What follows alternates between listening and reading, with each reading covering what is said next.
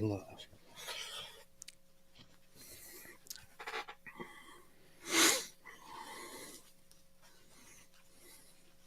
Are we live yet, my child? Yes, we are live. I should have clicked live like 30 seconds earlier when you're getting into your, what is that, high priest outfit? What is that? It's just a regular outfit. Just a regular Jewish outfit. There's a prayer shawl. It'd be funny if you kept adopting more and more religious gear as time went on. It's growing into your status as the Apostate Prophet.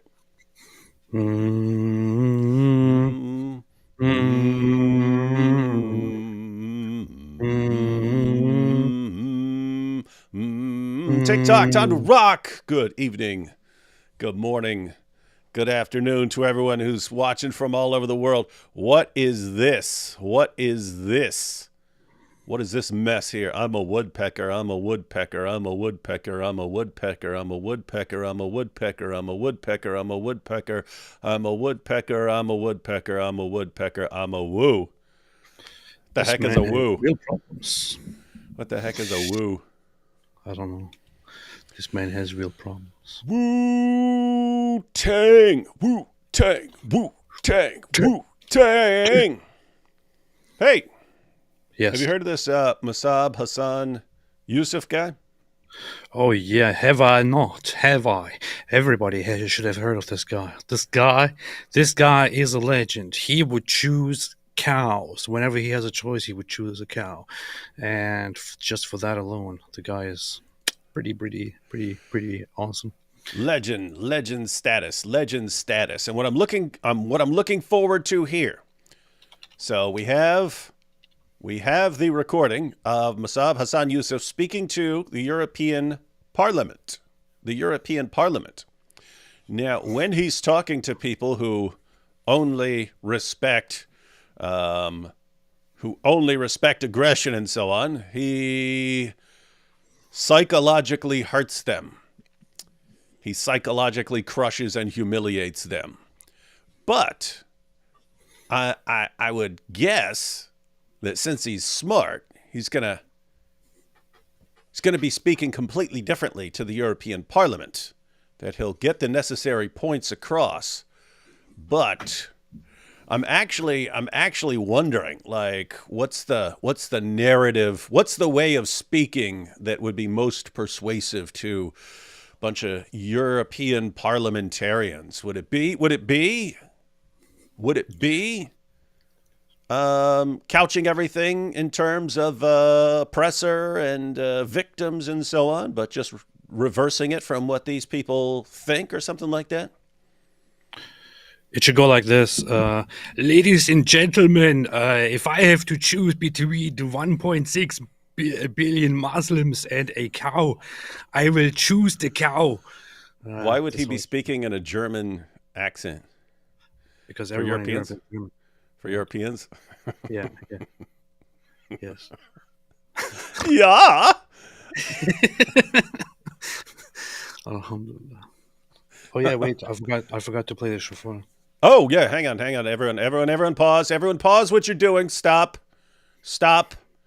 Everyone, stop what you're doing and honor the shofar.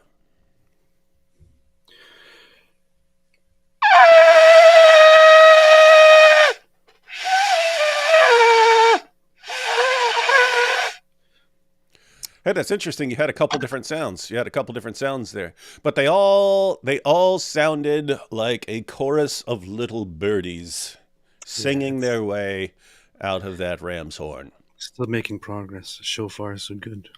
Shofar, show good. All right, so we're gonna check out Mosab's message, everyone. Take these first couple of super chats, and then we'll jump right into the video. Oh, shout out to who gave it? Jack Ray gifted 20 Apologetics Roadshow memberships. Thank you, Jack. And let's see. Ayatollah says, nice new newsboy hat nerd. Pretty rude calling someone a nerd. Not sure who he's talking about. I wouldn't call my worst enemy a nerd. Yeah. But yeah, that is a good newsboy hat. You're going to extra, read all about it. Oh, that was a sticker. Pair character. Just show us this. Just show us what it is. Stupid eCamp. Pair character flying in air with a red cape and smile on his face. I guess we'll just have to imagine what that looks like, eCamp, because you won't show us when I put it on the screen. Megatron says, David, you should dress up like my profile picture. Yeah, that'd be super cool. I think I'll do that. Megatron, son of Allah. Do it. I'm not peeing European. I'm not peeing European. I'm not a peeing European. Quit stealing my jokes. Told that a long time ago on here. I said you're American when you go into the bathroom. You're Asian when you come out of the bathroom. What are you while you're in the bathroom? European. Classic dad joke. All right. We ready to check out Mosab here? Yes. I bet it's going to be based. I don't know what he's going to say, but I predict it's going to be based. And it's cool they gave him a good little chunk of time. He spoke for like half an hour there. So let's see what the son of Hamas, ladies and gentlemen, let's see what his message is for the European Parliament. Because I really think the European Parliament needs some solid advice because they seem to suck at everything they do. It's too late for that. Thank you for finding the time to listen. I see many members absent, unfortunately. I thought this would be a great opportunity to share first-hand experience, and most importantly, I'm nothing but eyewitness. And it looks like many people want to decide on behalf of the children in the Middle East without listening to the children, without listening to a child of that conflict. It's not important to have someone who have lived it, to provide first-hand experience and information, so when they make their decisions on our behalf, on behalf of the children in the Middle East, they don't make mistake. For example, dude, I just said I wonder how he's going to approach this differently, given who he's talking to. And he starts it off by, "Hey, we all care about the children. The children. What about the children? We all care about the children. We want to help the children." Well, why don't you listen to someone who was a child there? Why don't you listen? Smart. I like this guy, man. The funny thing is that I have the feeling at this point that somebody told him, or somebody tells him, that he should keep saying children because he went to children. He started off with children, then he started practicing his pronunciation, and he was saying children, but now he's saying children. So you're saying that someone may have told him, "Hey, man, stick with children." Yeah, and talk about children all the time because it is very good, and it makes a good impression, and it sounds good. It sounds fun. Do that. Yeah. So, guys, what are your theories on why he went from children to children, back to children? Might have been that while he's focusing on it, he can get the ch sound, but that if he's not focused on it, maybe he reverts back to children. This is the kind of awesome insights you get on the Screaming Goats podcast, ladies and gentlemen. What's up? I saw that one clip where he says we are all children of God, and I thought that was a fantastic clip. I think we should put that on our soundboards actually. Yeah, that would be good. We are children of God. By funding criminals for decades from the public money that has been advancing terrorism and chaos that brought us to this low point of destruction and barbarism. And of course, none of them would take responsibility. They want to sit in comfort and decide on behalf of this generation and the next generations. It's not important for them to come and take a seat for half an hour and listen. Dang, he just burned them up. He's the people who wouldn't show up for him, the parliamentarians who wouldn't show up. And he says they make decisions. The brilliant point. They make decisions that's affecting the next generation and the next generation after that. They're impacting, their decisions as the European Parliament impact what happens with groups like Hamas and so on in the future. And they're affecting the entire Middle East, and they won't even show up to listen to a point that they disagree with from a person who was in the middle of it. Yeah. Yep. But what can we do? This is part of this war. A war of narratives. I just right when he says, they are affecting the future generations of children, but they do not care about them. They are not fit to be mothers and fathers. They would eat their own children if they got hungry. He should have said that. Let me back up a little bit. That would have been awesome. Children. But what can we do? This is part of this war. A war of narratives. And there is only one truth. But many have been compromised by the Qatari money, and yes, by the Qatari money, the Arab oil money, the Muslim money. Dang. And they have been serving many masters. When they serve many masters, this means that they have no truth. It's getting biblical now. Hey, he's referring to what didn't they actually catch like European Parliament members with suitcases of cash from Middle Eastern nations who are basically buying their decisions? I believe so. I mean, it's pretty clear that Qatar is spending lots of money on influence in the West and all that.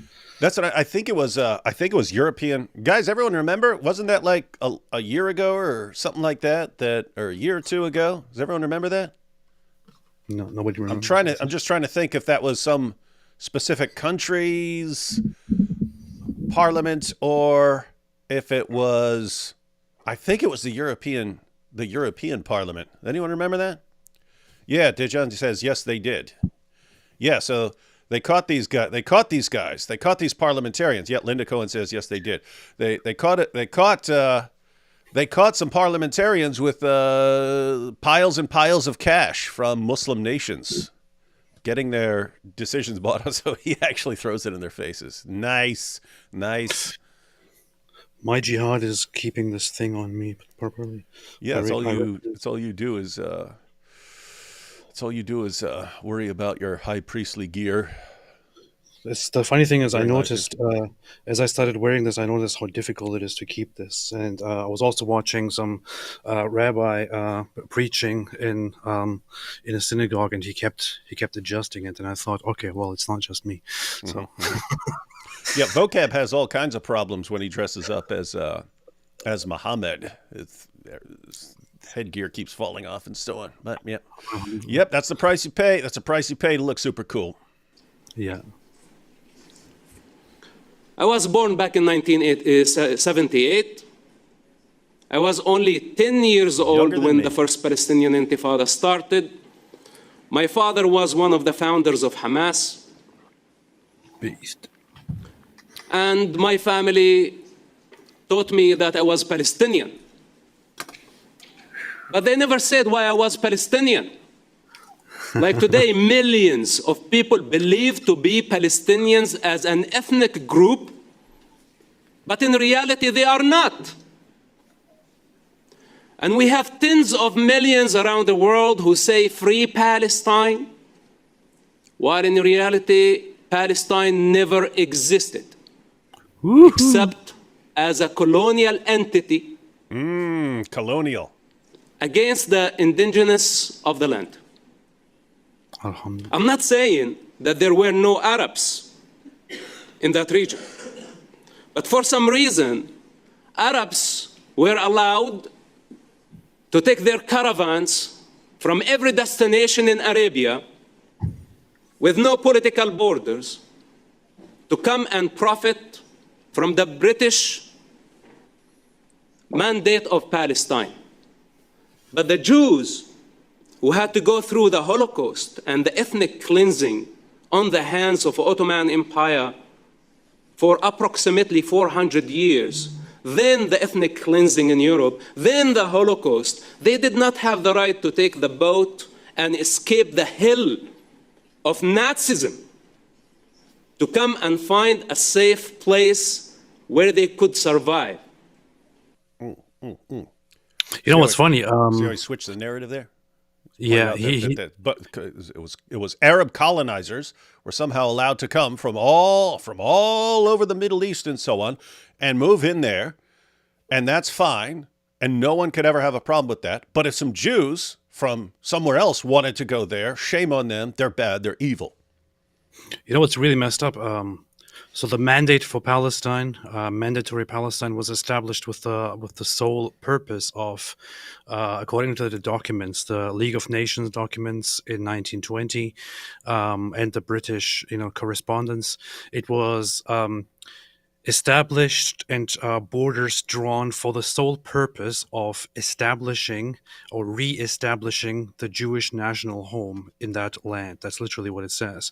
After acknowledging that the ancient ties of the Jewish community to the land forever, while also protecting the civil and religious rights of the others who are living there. However, while they started out like that, and they started working with Jewish people and organizations, they very quickly started switching the focus, because they were getting repeatedly attacked and bullied by the Arab side that really didn't want to have it that way. So the British started imposing restrictions on Jews in this entity that was created for Jews, and started restricting the numbers of Jews who are allowed to come in, restricting the numbers of Jews who are allowed to purchase land, and so on. So Jews fleeing from Nazi Germany to mandatory Palestine had restrictions, while Arabs were allowed to freely get in there. Some really, really messed up stuff went on during the Second World War. Yep, lots of messed up stuff, and your people are always at the bottom of it, AP. Alhamdulillah. This is a crime. It's colonialism. But for all the Arab and Muslim invaders who came to profit, who did not have any connection to the land, that was legitimate. So I was supposed to believe that I am a Palestinian. But what makes a Palestinian, nobody has the answer. What makes the Palestinian different than the Egyptian or the Jordanian? It's not a human race. It's not a distinct language. It's not a religion. It is nothing but a violent ideology that was established as a hostile movement to annihilate the Jewish people from that land. Wow, do you see that? What is it that unites them as a people? It's not a language. It's not, or what distinguishes them from other groups of people. It's not a race. It's not a religion. It's none of that. It's just a violent ideology. It sounds very offensive, and it sounds very very problematic to some people who hear this kind of stuff. But the issue is that the very people that we nowadays refer to as Palestinians, until very recently, there was no agreed upon idea among those people to identify as Palestinians. It became a trend, especially in the 1960s, and then in the 1980s, when the first ever the first ever state by the name of Palestine was declared in 1988. That's when it became a major national movement. Before that, it wasn't really a thing. The people of the region simply identified as Arabs. There were some people who did propose that they should have their own national identity as Palestinian Arabs, but most of them never agreed to that. In fact, lots of people rejected it. They officially rejected it back in the 1920s. And Palestinian at that time simply meant the Jewish people who are living in that place. But when the Jewish people dropped the designation of Palestinian in 1948, when they declared Israel, then the whole Palestinian thing was left in a vacuum, and the Arabs started picking it up slowly, and later more rapidly. And now we're looking back and acting like, oh yeah, the Palestinians, man, Palestinians, like this Palestinian people. What Palestinian people?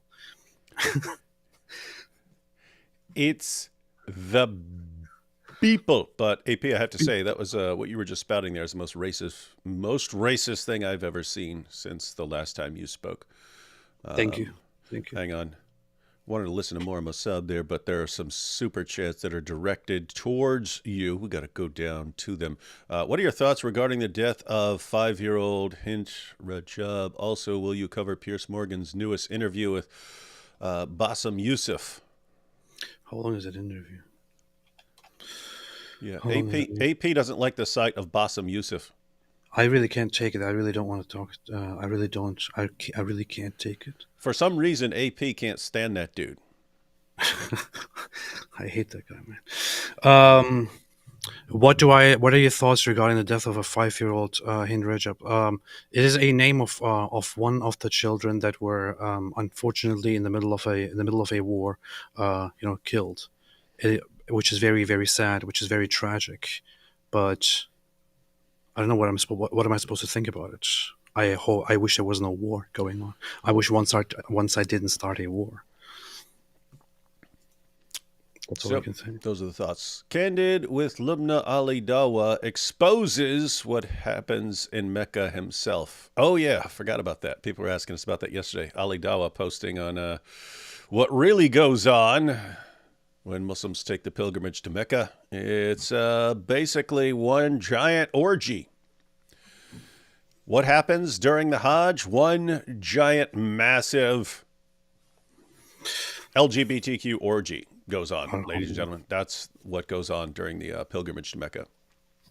I talked about this with Nuria Khan a long time ago. She actually lived for a while in the region, in Saudi Arabia, and was also in Mecca, was on the Hajj, and she talked about how it's very, very common for men during the Hajj to just grope and hump and things like that.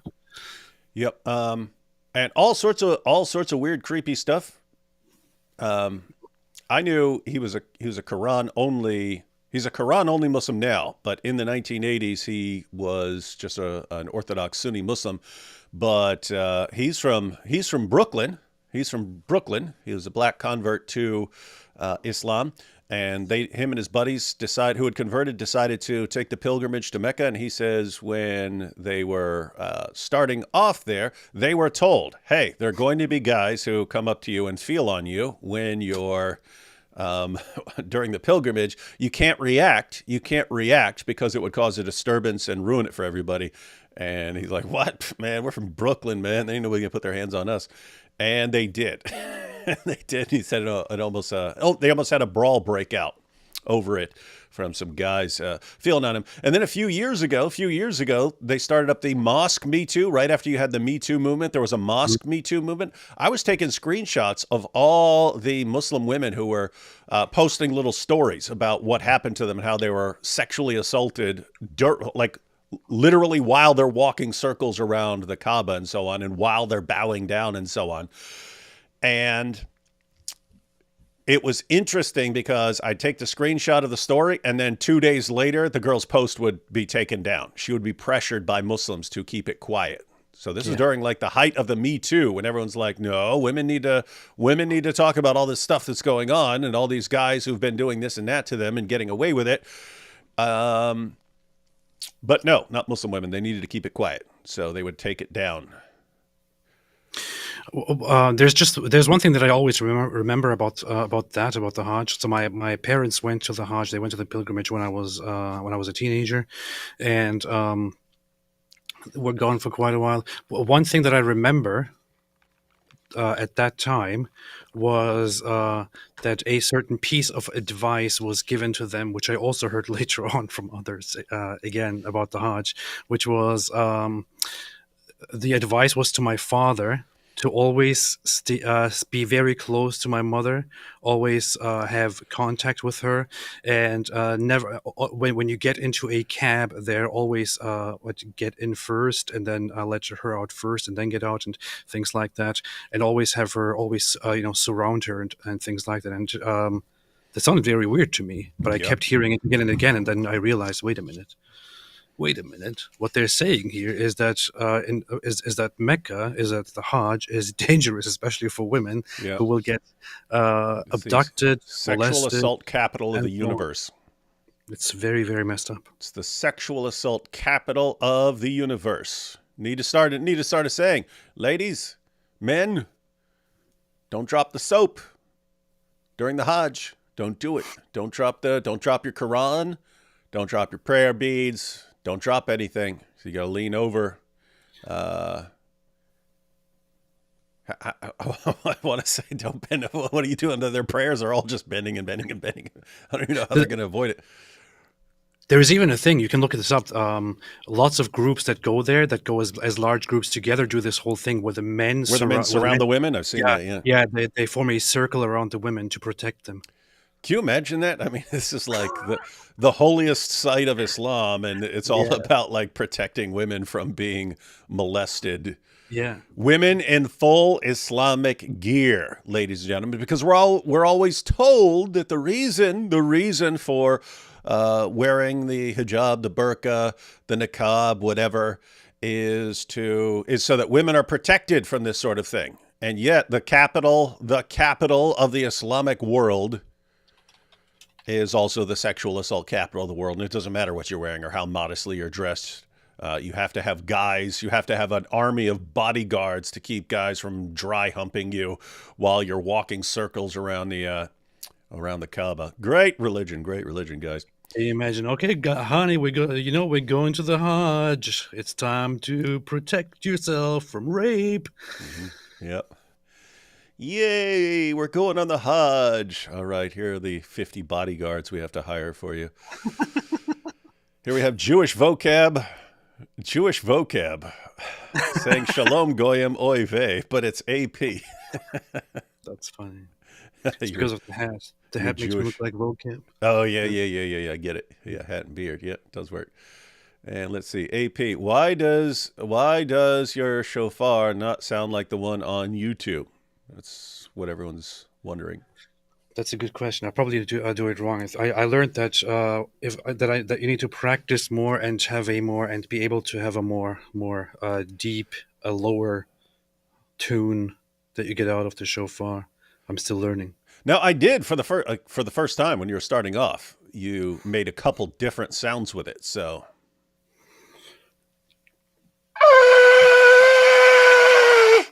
Like, you could compare this to how I the sounds that came out when I first tried this several weeks ago. Yeah, this sounds like an angelic hallelujah chorus compared to when you were starting off. Yes. It's not children, it's shieldren. Oh yeah, shieldren. Yes. Some people. Is anyone else making that joke? Because people need to put that out there. They are not our children; they are our shieldren. Because that's what they use them for. Did you hear about that UNRWA terrorist Abu Itiwi? You hear about that? I heard about I've heard about multiple UNRWA terrorists, but is that the one? I don't know. There were multiple reports. There were multiple reports just recently. Yeah. That's one. I saw that briefly. Which one's that? A Hamas commander who turned out to be an UNRWA employee. Once again. For those who are not following, so UNRWA is the United Nations designated organization in Gaza and the Palestinian territories, which is supposedly responsible for humanitarian relief for the Palestinian refugees since they were displaced and so on. And yeah, lots of those UNRWA employees who are supposed to be providing humanitarian services and things like that are basically Hamas members, are terrorists themselves. Must be nice. Love the talent, AP. David, get a messianic talent. Is that what that thing's called? Yes. Is that what that thing's called? Looks It's way called cooler. a talent. It's called a talent. Looks cooler than a Thaub. Yeah, I thought it was disgusting. Goat Up says, they serve many mustards. Here you go. Here you go, AP. AP, you said October 7th changed you, but how? Please explain. I mean, I explained it a little. Definitely got meaner. I explained it a little bit here and there, but I don't know. It changed a lot of. It changed how I felt about the world and about different things. It changed my perspective a little bit on religion and spirituality and things like that. I started questioning lots of a lot of things that made up my worldview until that point. I became much more intolerant, to be very honest, much more aggressive, and I think that's totally justified. Yeah, in different ways. We can always expand on that further. Jimmy the Jew from Philly said, no, it's called talus, singular. Talit, plural. Pretty sure it's actually just talit, and Ashkenazi Jews tend to pronounce it a little bit differently. Let's see. R says, hi, David. I've asked a couple of times without response, but didn't you say last month you would start a study group about Islam very soon? Yeah, but that's with it's a particular topic. We're going to read through the Quran and locate all of the verses, every last one, because there are a lot of them. Every single verse in the Quran that has anything to do with the previous scriptures. So, yeah. Yeah, that is going to start, but I'll let you know when it happens. You see, in modern Hebrew, the word is pronounced talit with the stress on the final syllable. In Yiddish, it is a talis with the stress on the first syllable. The plural of talit in Hebrew is talitot, pronounced talitot. The Yiddish plural is talesim, pronounced talesim, and so on. Interesting stuff. Yep, see, AP always has to be right about everything. Christianity is about principles, but Islam is about principalities and powers. Also, how does Muhammad eat his children? How does Muhammad eat his children? He chews on his crusty clothes. Ugh, nasty. Nasty. Oh, here you go. AP, stop fidgeting.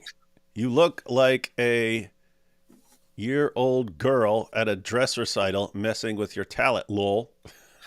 It's I love it, and I wanted to stick on me, to stay on me properly. Okay, I'm gonna stop touching it, man. You gotta get some, like some sort of clips or something like that, because otherwise the whole time you're just gonna be like 3 hours later.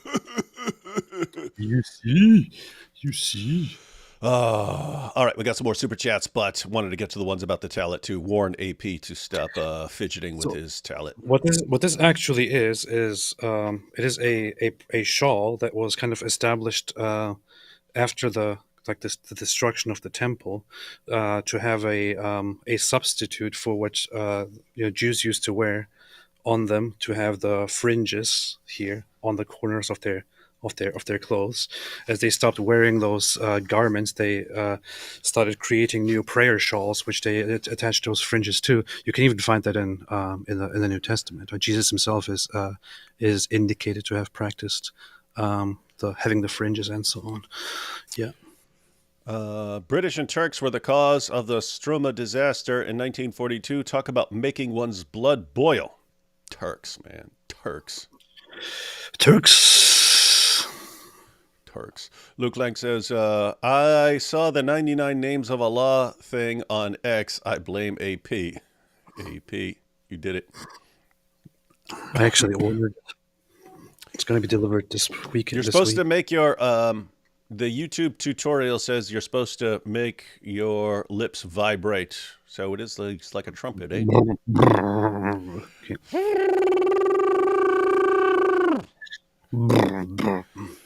AP, I'm a Christian from Germany, and I don't understand the extreme cult of personality around Trump. His moral standards are low. After yesterday's stream, my respect for you grew even bigger. You are based.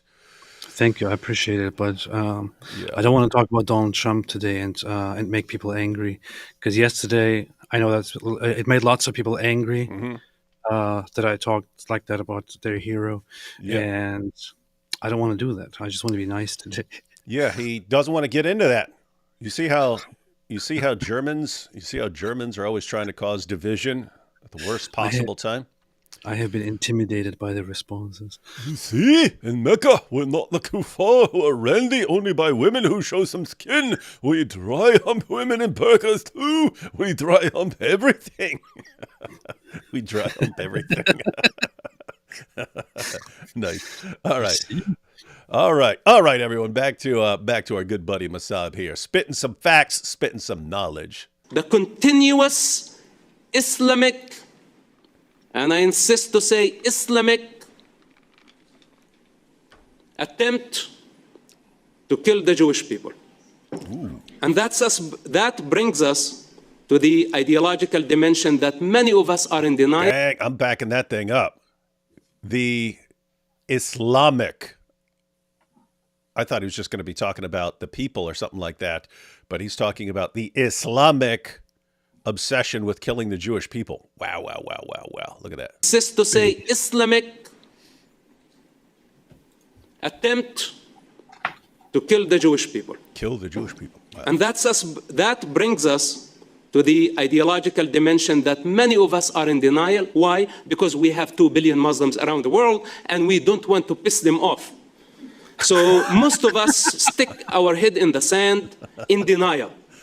While it's in the Quran, it's in the Hadith, that it's an Islamic belief based on the Islamic most trusted sources, that the end times will not come and the Mahdi, that's the savior of the Muslims, will not return until the Muslims annihilate all the Jewish people, not only in Israel, but worldwide.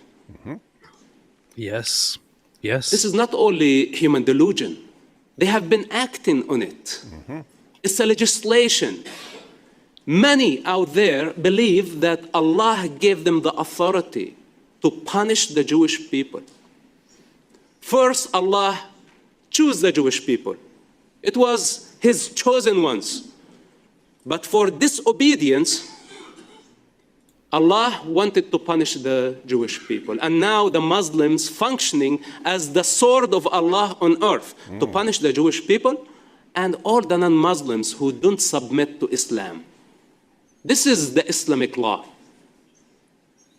And all those who try to sell the West a peaceful version of Islam, they are liars and they are lying. And their claim is baseless. Okay, this is too controversial, and I did not come here to say things about Islam, but this is very important to understand as a foundation of this conflict.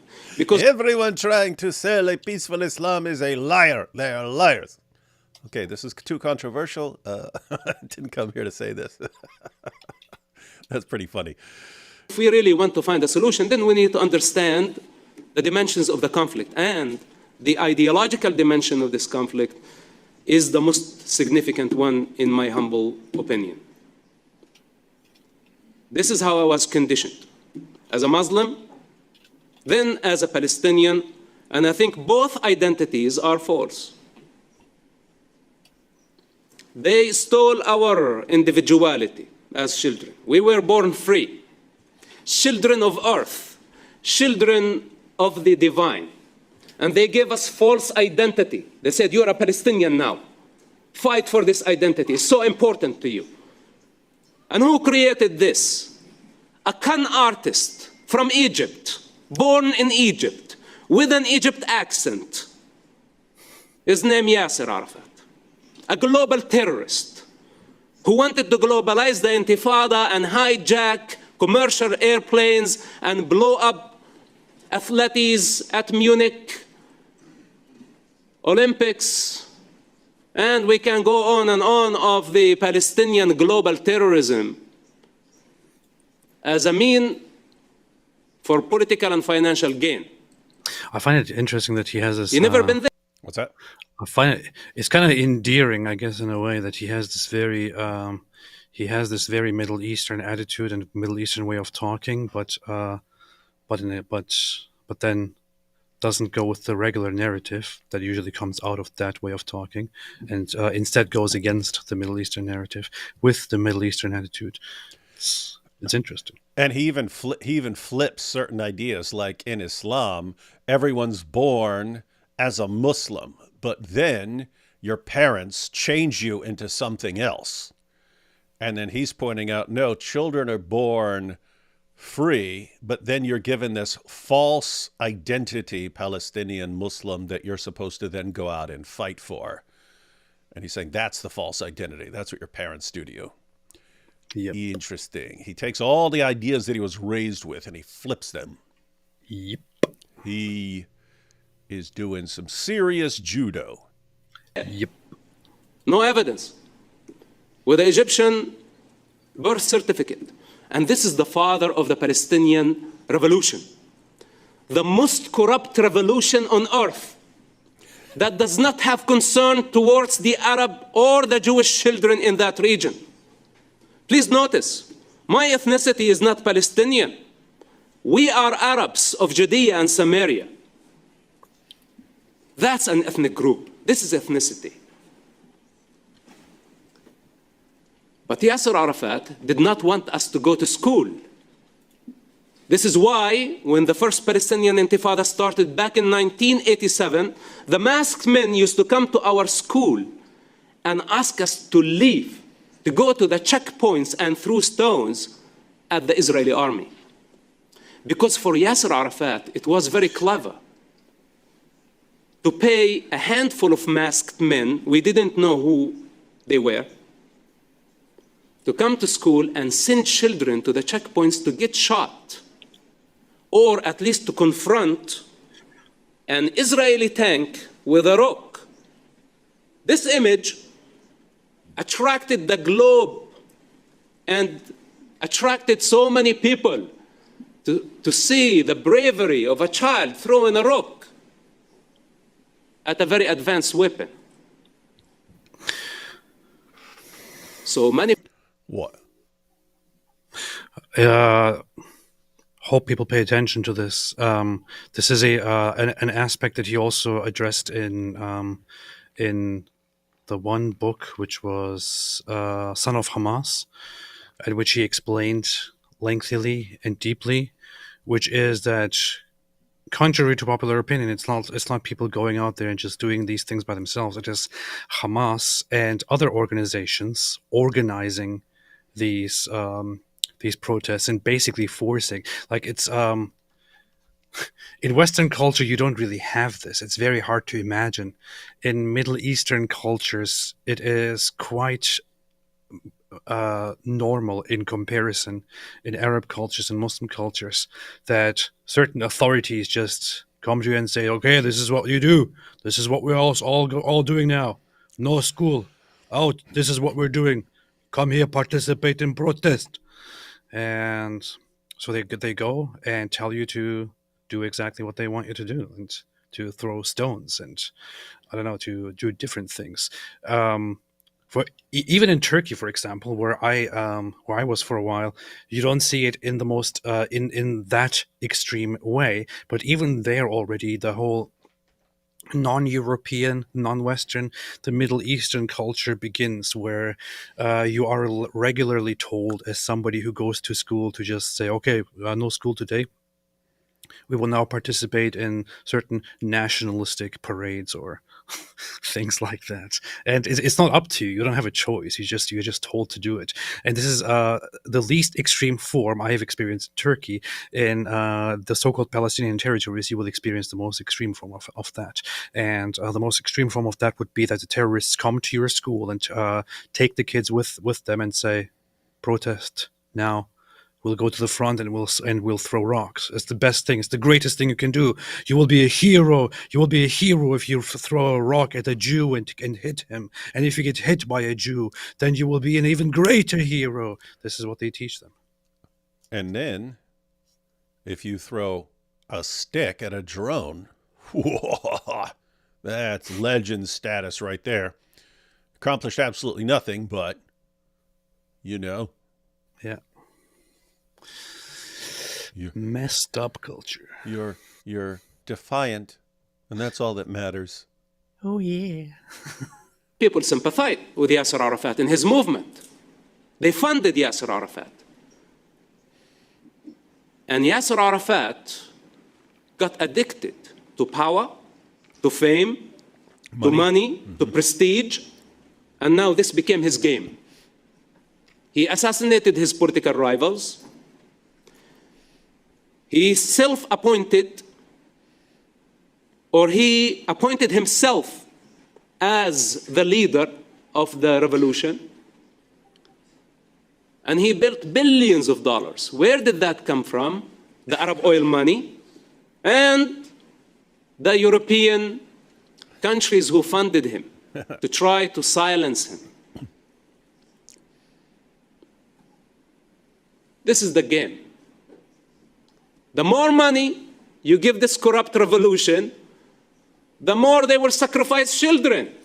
Not only Jewish children, but also Arab children.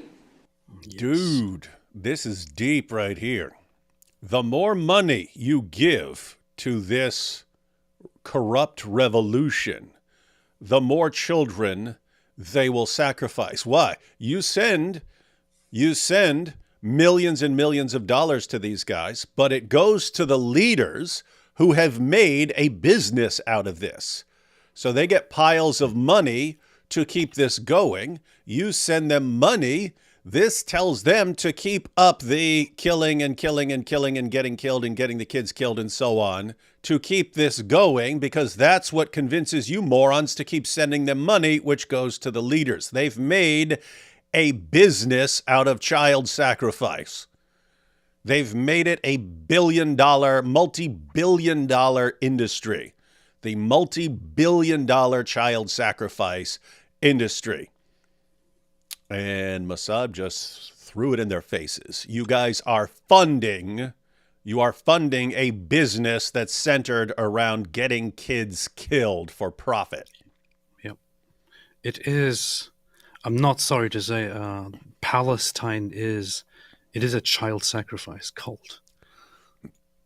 It's a child sacrifice business. And they've made a giant business out of it, and they've got their investors. And their investors are a bunch of European nations. Yep.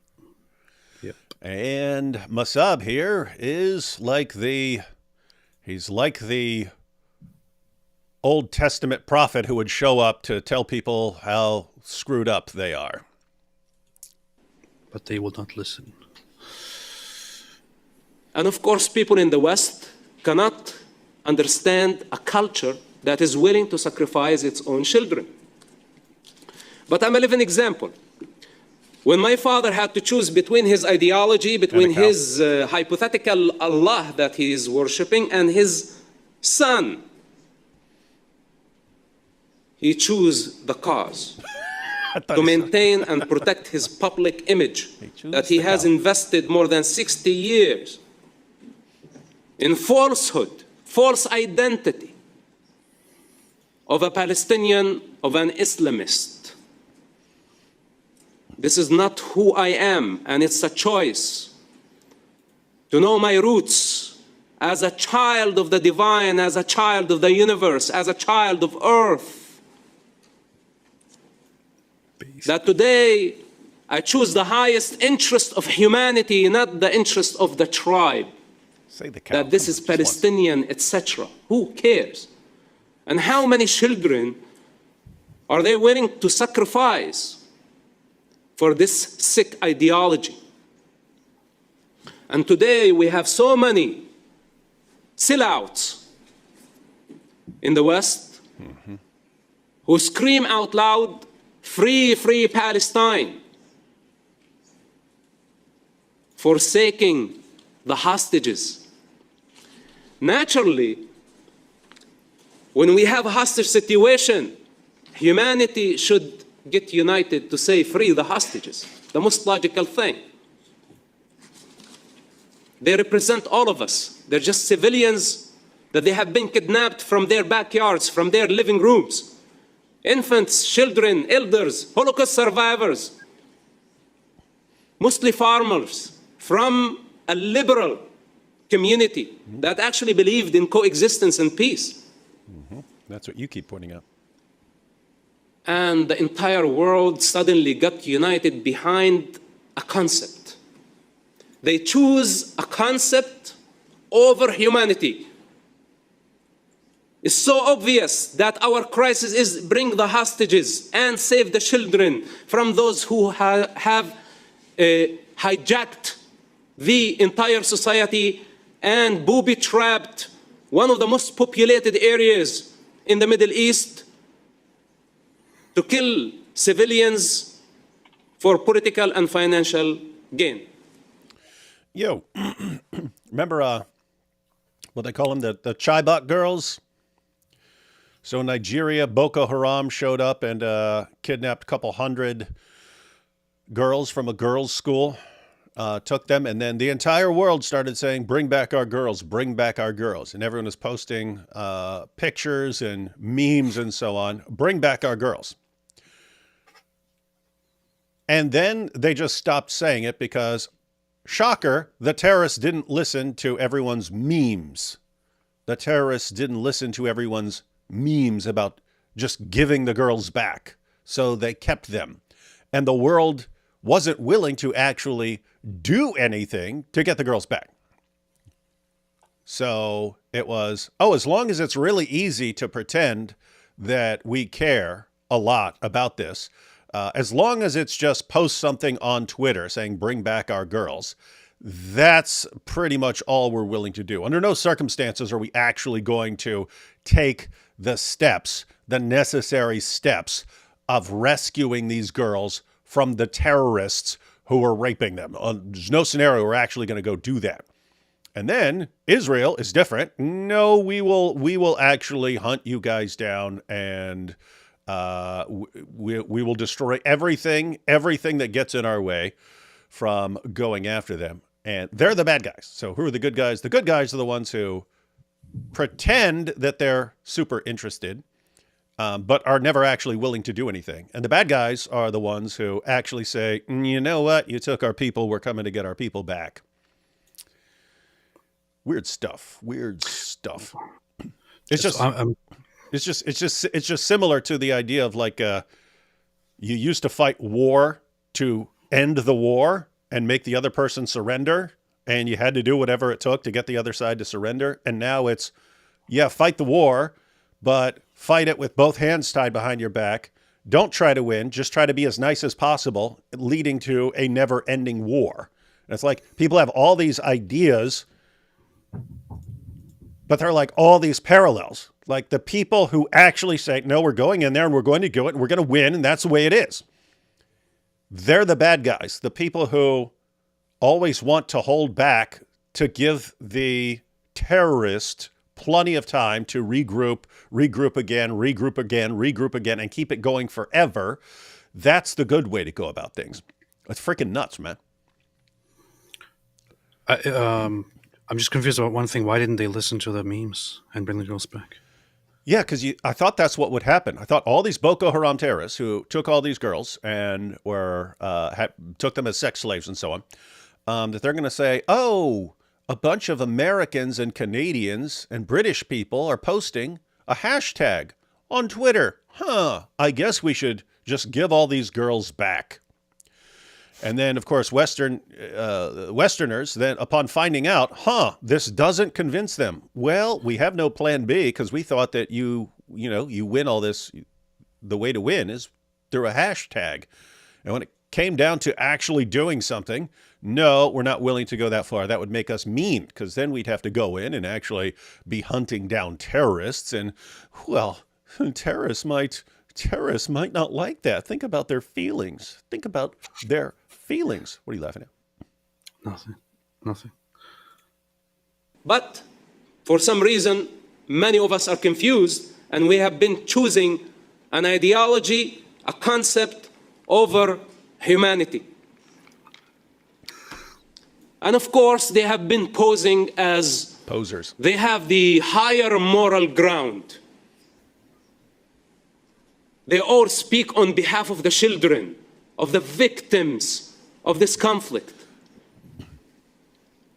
Well, how can you be speaking on behalf of the children, but in the meantime, you haven't condemned Hamas?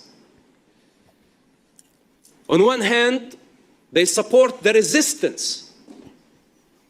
They claim that this is a legitimate resistance against occupation. But we tell them there was never Palestine. It was never as a country. It's not a people. And if there is no such thing, how can it be occupation? Usually you occupy something that is a country, that is an ethnic group, that is a nation. But what, you occupy something in the air, a concept that never existed. In fact, Israel fought against colonialism. They paid in blood the bills, and they earned their independence back in 1948. Only the Jewish people fought against colonialism. That's true. And prior to the British, they were the Ottoman Empire, which basically invaded the entire region. That's true. And that's it. There is no Palestine in between. A colonial entity that existed from 1918 to 1947 or 1948. That's true. That's approximately 25 years of a lifespan. That's true. Why the what so-called Palestinians believe that they have they have inherited such entity? Well, the Jewish people also were called Palestinians during that time. All the residents of that region had a Palestinian passport. Druze, Christian, Arabs, Jews, all ethnicities. So what makes now only the Arabs unique to this identity? You know what? Well, I actually think sometimes, so among Israelis, the whole Palestine name has become increasingly an unpopular thing that nobody wants to hear or nobody wants to wants to pronounce because of how the conflict has played out so far. But I sometimes think it would actually be smart, maybe, for Jews and for Israelis to simply reclaim the title Palestinian and to say we are the Palestinians, because that's basically what it was. That's what it actually was. You could even say that the Arab side pretty much hijacked the identity of Palestinian from the Jews and started pretending that it actually belongs to them. So Jews could totally go around and say, "Hey, we are the Palestinians. We were the Palestinians, not you." yeah, and they should start, and then Israelis should start yelling "Free, free Palestine," and from the river to the sea, Palestine will be free from the occupying Arabs. Just roll like that. Base it. And one thing he said, one thing he addressed, which is very, very, which is something to think about. People around the world go on acting as if Israel was trying to fight a war. Israel was trying to have this war. Israel was so insistent on having a war. There would be no war. if the Arab side didn't insist on having a war. There would be no war if the Arab side didn't wasn't so obsessed with the idea that they have to have their own ethno state there. There would be no war if had they not insisted for a century now. No, we cannot allow to live side by side with the Jews. We have to have this land for us. It has to be our place. It has to be ours. It has to be Arab land and all that. This is an obsession. This is an ideological obsession. And the current war and the conflict only continues because the Arab side has repeatedly and repeatedly and repeatedly insisted on fighting and killing and dying. Would they just agree to accept the status quo as it is, none of this would go on. They're fighting for ideologies. That's it. That's all they're doing. Not for rights, for ideologies. Ideologies. Telegraph says there is a talit and there is a tzizit. So in your face. Tzit, yeah. Tzit. This is called a tzit. Germany. This. Oh, Saint Trump says, Germany, watch out, I'm coming. Apostate of Allah says, the agnostic has me as a mod and the Christian doesn't. Draw your own conclusions. You see? Hold up. You see? Where's Apostate of Allah here? Yeah, here we go.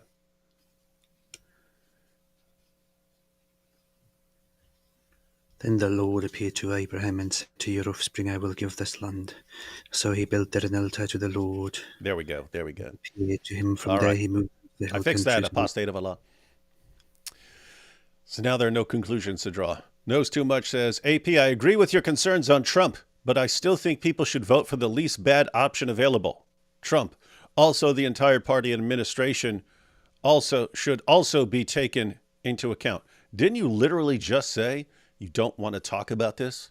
And then Knows Too Much is forcing you to talk about this? This is literally genocide. Genocide against AP's feelings of today. Yeah, I mean, you can always feel free to go and vote. Ein Berliner mit Berliner. Ich konnte nicht schlafen. Und was sehe ich? David Wood macht wieder Scherze über Deutsche und sagt, sie würden immer spalten. Vielleicht sollte die Wood paar Berliner essen. Du bist nicht du, wenn du hungrig bist. Do they have that saying there? That's like a commercial here, right? You're not yourself when you're hungry or something like that. Do they have that in Germany too? Pretty sure it's just from the commercial. Okay, so he's just translating the commercial here? Yeah. Okay, that's someone complaining about me. Oh, can't sleep, and then checks it out and finds that I'm making fun of Germans. And you were saying that Germans cause division. That's what they do. That's what they do. That's what they do. Indeed, there is no Palestinian ethnos, only a Palestinist ideology, genocidal pan-Arabic Islamic imperialism and terrorism versus Israel. I actually like that point. There's he's making multiple points in here that you know what? I'm gonna post some clips. I'm gonna post some clips on Twitter. Spread those around, guys, because he's making some of the shorter points he's making are actually very, very good to spread around here. Let's see, children again. Sarah says, it would be funny if Mosab was a regular viewer of David and AP, and that was the reason he started to say children again. He's like, oh. Yeah, he heard us saying it. And he's like, oh, people keep saying children. They told me to say children, but David and AP, they say children. Yeah, well, he's aware of our stuff. I sent him a message again saying, hey, come on, man. Come on here. We got to talk. See what he says. No, he can't go on. He's got an image to take care of. If I had to choose between 1.6 billion live streams and one GOAT live stream, I'd choose the GOAT. Wise choice. AP, go to your polling place and take possession of your empty ballot so some other person doesn't use it. Don't worry. Someone's going to use it. Northern Europe doesn't want to acknowledge that Islam is the terrorist driving force and the male-only immigrant takeover? How do we get politicians to listen? You don't. Yeah, Ambassador Keys, it will eventually happen when the people are so massively fed up about it. But by that time, it will be an impending bloodbath. But human beings have had to go through really rough times before. David, can you see biblical similarity with the arrival of the Israelites and the Palais essentially acting as the Canaanites with their child sacrifice cult? Yeah, I believe that is sort of built into humans psychologically. When you have a god or a cause or something like that, you demonstrate your devotion to your God or your cause or whatever it is by the value of your sacrifice. And what's the most precious thing you can hand to your cause or your God or whatever? Your The child. children. That is your supreme act of devotion. And so that's what you see. So anyway, the idea is, yeah, the pagans had that idea. It's human beings in general who show their devotion by handing over their children. And you even saw it. You even saw it in the UK. These gangs of Pakistani men are drugging, pimping, gang raping little girls. Well, we have to look the other way because we're showing how tolerant we are. You're doing what? You're sacrificing your daughters. Same idea. And you see it there in Palestine. You see it everywhere. You want to show how devoted you are. Just hand over your kids to be molested or killed or whatever it may be. It is the heart. It is the heart of pagan thought. D. Wood, AP, look into the concept of Erev Rav in Judaism. What's that, AP? You're the expert on Judaism here. What? Erev Rav. Look into the concept. I don't know. I do not know. Erev Rav, a group included Egyptians and others who had joined the tribes of Israel in the Exodus. I don't know. Gotta check it out. All right, we will check that out. Hey, What? there's news from earlier today, from a few hours ago, that a Jewish guy on his way to the synagogue was shot in a suburb of Chicago. What? And the gunman is 23 years old and screamed Allahu Akbar. And it's not just an allegation. There's actually from somebody's door security, door ring footage, whatever it is. You can watch the shooting, and you can also hear the guy yell Allahu Akbar.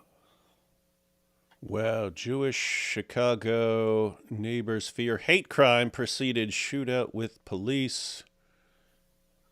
Jewish Chicago and 39 reportedly shot on his way to the synagogue on Shabbat. Gunman critically wounded in shootout with police following West Ridge attack. Jewish Chicago neighbors fear hate crime. Intifada means. This is what globalized the Intifada means here. Mm-hmm. Just randomly going and attacking Jews. Mm-hmm. But if you have just keep in mind, because it's like with the guys who go out and seek martyrdom. You have a bunch of YouTubers like Muhammad Hijab encouraging them to do that, but then some people actually do that. And the guys who are encouraging it and calling for it, they get off scot-free when other people who are listening to them and who respect them and who want to do what they're told, go out and do what they're being told, seeking martyrdom and so on. But it's the same thing with globalize the Intifada. You got college students screaming this on campuses and so on. But then someone actually goes out and does it. And then the guy's in trouble if he survives and so on. But I mean, this guy didn't get the idea out of nowhere. You got people around the world cheering him on, saying, do it. He goes out and does it. And then, shocker. But then all the people who are calling on him to do it and encouraging him to do it, they're all fine. They're all fine to continue calling for globalizing the Intifada. Me before October 7th. We can be pen pals with Islam. Me after October 7th. How about no? I don't buy your Allah. That's true. Hey, David and AP, has Islam changed over the past 10 years? And where do you see Islam going in the next 10 to 20 years? Thanks, and God bless you both. I hope it dies soon. The biggest change in Islam over the past 10 years was the shift in dawah. The shift in dawah from focusing on reaching non-Muslims with the message of Islam to trying to impress people who are already Muslims. And so dawah changed from, look how reasonable Islam is and blah, blah, blah, to, we stronger than you are strong with some chest, this make us right. And that's a huge change. As far as where's Islam going the next 10 to 20 years? Well, if things keep going in the same general direction. We've talked many times, ladies and gentlemen, about how Islam was hell-bent on taking over the world. Then they lost their caliphate after World War I, when the Ottoman Empire collapsed. This convinced a lot of Muslims that they needed to rethink their plans of subjugating the entire world. They started thinking, okay, we lost. And they started adapting to Western ideas and so on. But then you had the backlash against that, which was, the reason we're not taking over the world is because Allah's punishing us for not being devout enough and enforcing Islamic law, Sharia, and so on. So then you had the Iranian Revolution in Iran, where the Shias got far more aggressive. You had the Muslim Brotherhood taking over many parts of the Muslim world. But the idea there was we have to crack down and be more devout and so on. And then Allah will bless us to take over the world. So those projects have been going on for several decades now. They're failing, right? It's failing in Iran. All the attempts from groups like ISIS and so on to impress Allah by their devotion to Sharia and so on, they just don't work. They don't work out. And so Muslims are going to have to be grappling with that. Wait a minute. Now we thought that if we just crack down and crush all rebellion and sin and apostasy and hypocrisy and so on, then Allah is going to bless us to take over the world. Well, you keep trying it, it doesn't work. You just end up getting crushed anyway. So Allah's not helping you even there. So that looks like it's going to be melting down. The only hope, the only shred of hope that can keep Muslims confident that Allah is working behind the scenes at them taking over the world is their ongoing plot of taking over Western nations. So they're still thinking, maybe this is how Allah is going to do it. Maybe this is how Allah is going to bless us. We're going to keep multiplying in Western cities and so on until we take over, and then we get our caliphate back. So they have that hope going.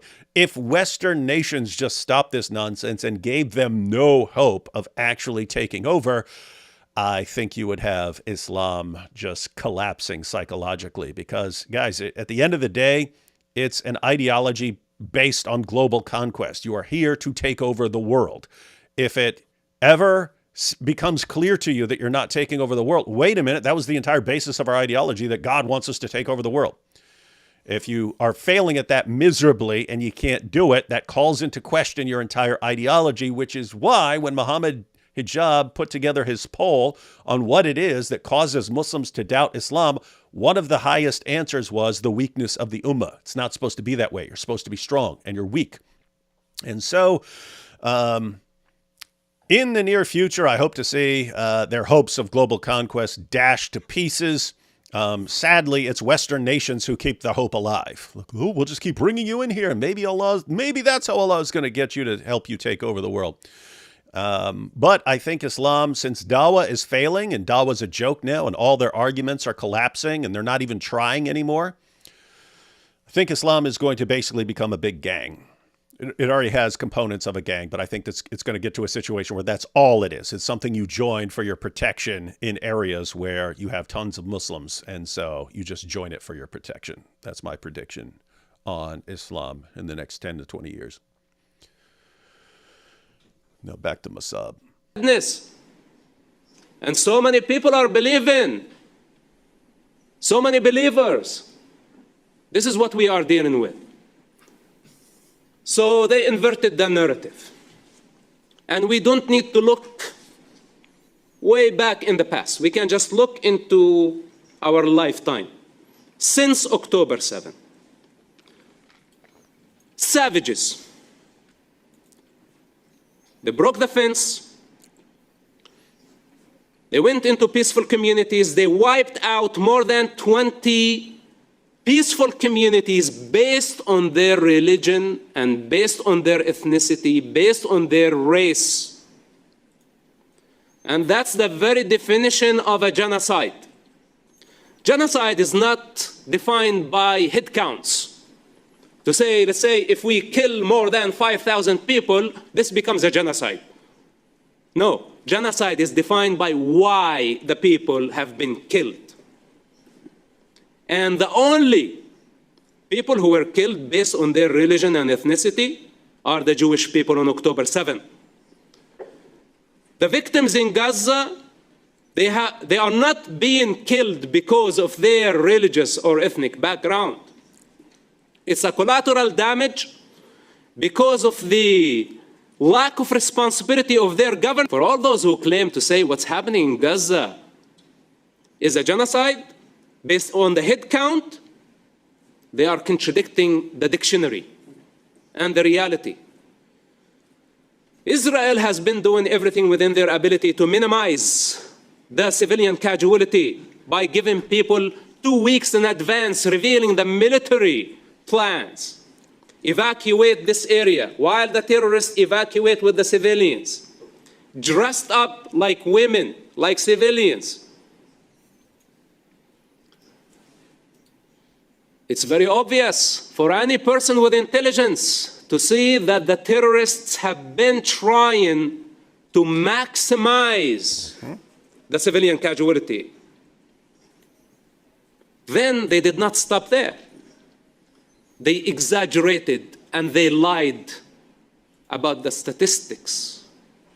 Then humanitarian organizations, the United Nations, the European Parliament, everybody considered the Hamas narrative and the Hamas lie as a source. They haven't been on the ground. They did not count the numbers. They don't have the birth certificates or the death certificates. But somehow they reached the point of saying 40,000 casualties. But even if that was true, why are they surprised? In the most populated area, when terrorists hijacked schools, hospitals, mosques, churches, every sacred zone, they did not leave the civilians even with one safe zone to go. And since the beginning of the war, I said evacuate the civilians. Pressure Egypt to open the border so the most vulnerable civilians can evacuate and we go in and eradicate this cancer, because we cannot afford another Gaza war. This is not the first Gaza war. It's the fifth. And every time the terrorists sacrificed civilians, we rewarded them with what? With money and power and legitimacy. Catch that? Very important, and I'm guessing that's where he's going to go with that. Every time these guys do stuff to get lots of children killed, what do? We reward them. We reward them. Oh, you guys did this thing that started a war that got a bunch of kids killed. Let's send you billions and billions of dollars of stuff. Piles and piles of cash, piles and piles of supplies. And now, what do you have the European Union wanting to do? Hey, let's give them a state. For what? Well, because all the people who died, you keep rewarding them for doing things that lead to endless piles of dead bodies. The more dead bodies, it's the same thing that Western nations did with Islam after 9/11, where after you had the 9/11 attack, every news channel and so on had to show how tolerant they were by getting Muslim speakers on their shows to explain how real Islam is all about peace and tolerance and so on. And they did this after every single terrorist attack for years. There's a new terrorist attack. Let's get on CARE to explain Islam to everyone.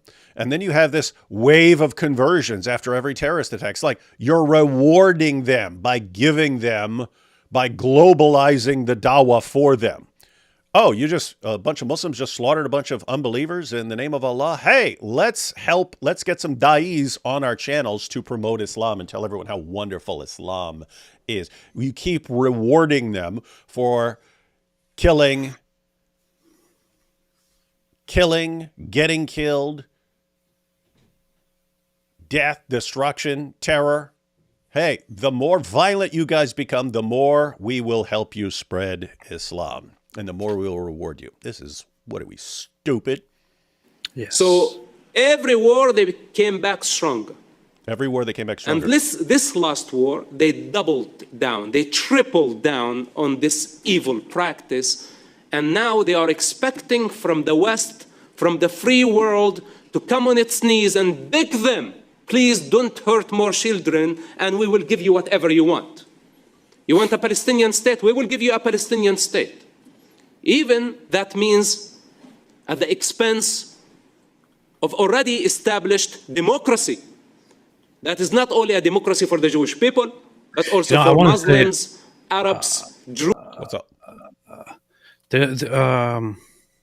There's one very, very good thing that I appreciate about Western people and the Christian way of thinking and looking at the world, which is the whole having compassion and sympathy and empathy and feeling bad for the others and all that. In this case, it is entirely misplaced if you have it. Yeah. I'm going to say it's entirely and fully and completely misplaced if you have an ounce of sympathy, of compassion, of, oh, poor guys, poor this and that. It's entirely 100% wrong. It's 100% an abuse of your own emotions for the betterment of the terrorist agenda and the terrorist cause. They do nothing except take advantage of any kindness, any ounce, any little bit of kindness that you have in your heart for the people over there. Of course, yes, every conflict brings people who suffer. Every war, everything brings suffering. And of course, yes, it's always sad. It's always bad. It's always you always want to feel bad for those people who are dying. But any ounce of sympathy or compassion, whatever it is, or pity, actually, it's just pity in this case. Yeah, any ounce of pity that you give is just used to exploit and increase the suffering of the very same people that you feel pity for. They would never feel the same pity for you. They would never feel the same mercy, the same compassion for you. It's a suicidal trend, and it needs to stop. Yeah, guys. So, being compassionate, and so on, that is a good quality. But you have people who will take advantage of your good qualities, who will use your good qualities against you and against other people. When that happens, you need to understand what's going on and not be stupid about it. So just as an example, something like unemployment or welfare or something like that, a system in place for when people are on hard times, that's good. It's good if you get into some trouble and something like that, and people can, the people or your government can help you out. But you'll also have people who take advantage of that, who take advantage of the system. People who don't need it, but who will use it and so on. Okay, when you find out that someone is taking advantage of something that is meant for good and using it, using your good intentions against you, you need to be wise and not a complete moron. And so what do you have here? You have Mosab actually breaking it down. You guys think you're helping. You think you're helping by looking, oh, look at all this destruction. Let's send in billions and billions of dollars. You're keeping the cycle going because there are people who've made a business out of it. They have monetized your compassion. They use your compassion to get billions of dollars for themselves. Terrorists have monetized your compassion. Wild stuff. Jews, Christians, all type of people. So we have now governments that have been pressuring Israel, blaming Israel, delegitimizing Israel, not realizing that Hamas game and the Palestinian game has been to delegitimize Israel, to discredit Israel, to criminalize and demonize Israel, while in reality this is not the truth. So the more we believe them, the more we will get divided. Because I don't think any power on earth will be able to push Israel to the point where Israel will have to compromise its security and the future of the Jewish people. We all know that this is a red line. So how can we pressure Israel to do the impossible? To give up security, territory, and just give it to irresponsible lunatics, psychopaths, and tell them, here you go. Take power, take money, and whenever you wish, you can just invade us, take hostages, kill our people. There is no leader in Israel that can afford doing this. If I was the leader of Israel, I would not agree to it, even if it means total and absolute sanction from the globe. And not to mention that That seems to be Netanyahu's attitude as well. Israel is a superpower. Is a superpower. So why push a superpower, a democratic system, all the way to the corner in favor of no people, in favor of political gangs that does not have even a legitimate leadership? Their main crisis, that they cannot agree on one leadership. I wish that it was only a snake with one head, that we can actually try to reason with it. But it has 99 heads. So we are going nowhere with this. But of course, many of us say, then what is the solution? And I'm not here to draw a very dark image, but we need to understand the reality of the situation. And this is why I talk you on multiple dimensions, and this is not the end of the story. This is just barely the tip of the iceberg of this 1400 years of Jewish hatred. And I think as long as Allah is a legitimate authority, and as long as Allah wants the Jews killed, then there are going to be a bunch of people out there going after the Jewish people. Mm-hmm. And if we, as Christians, Buddhists, Hindus, atheists, the rest of the world, if we don't get united, realizing that we have a religious majority that has been determined to annihilate a religious minority, if we don't understand that this is the actual situation, then they will take advantage of all of us. They will take advantage of all of us. Gosh. You will notice something that Mosab did here. Lots of people, when they talk about this, when they talk about the problem with Islam, they will try to make a compromise and try to be inclusive and say, and this is why all of us, Christians and Jews and Hindus and Buddhists and atheists and even Muslims, he doesn't really emphasize that. He doesn't really focus on it. He doesn't really. He's aware of one thing, which is that Islam is the problem. You can't just bend it and shape it differently and lie to yourself about it. That's just what it is. Islam is the problem. Islam is the problem. Islam has a problem. We need to acknowledge that. You can't change Islam, really. You have to acknowledge that Islam is the problem, then throw it in the trash. That's what you need to do. Mosab, man, sitting right there in the European Parliament, breaking it down about how Islam is coming for everyone, and therefore everyone else should be united against it. Right there. European Parliament. If we allow them to kill the Jewish people today, tomorrow they will have another problem. Yes. Maybe the next time it's not Palestine. It could be Andalusia. Yes. Because also Andalusia is a Muslim land according to Islamic law. And Yeah. Yep. In fact, that would be the instant attention shift if Muslims were somehow ever able to take Israel. Attention would instantly shift. Apart from reforming the caliphate, attention would shift towards Spain.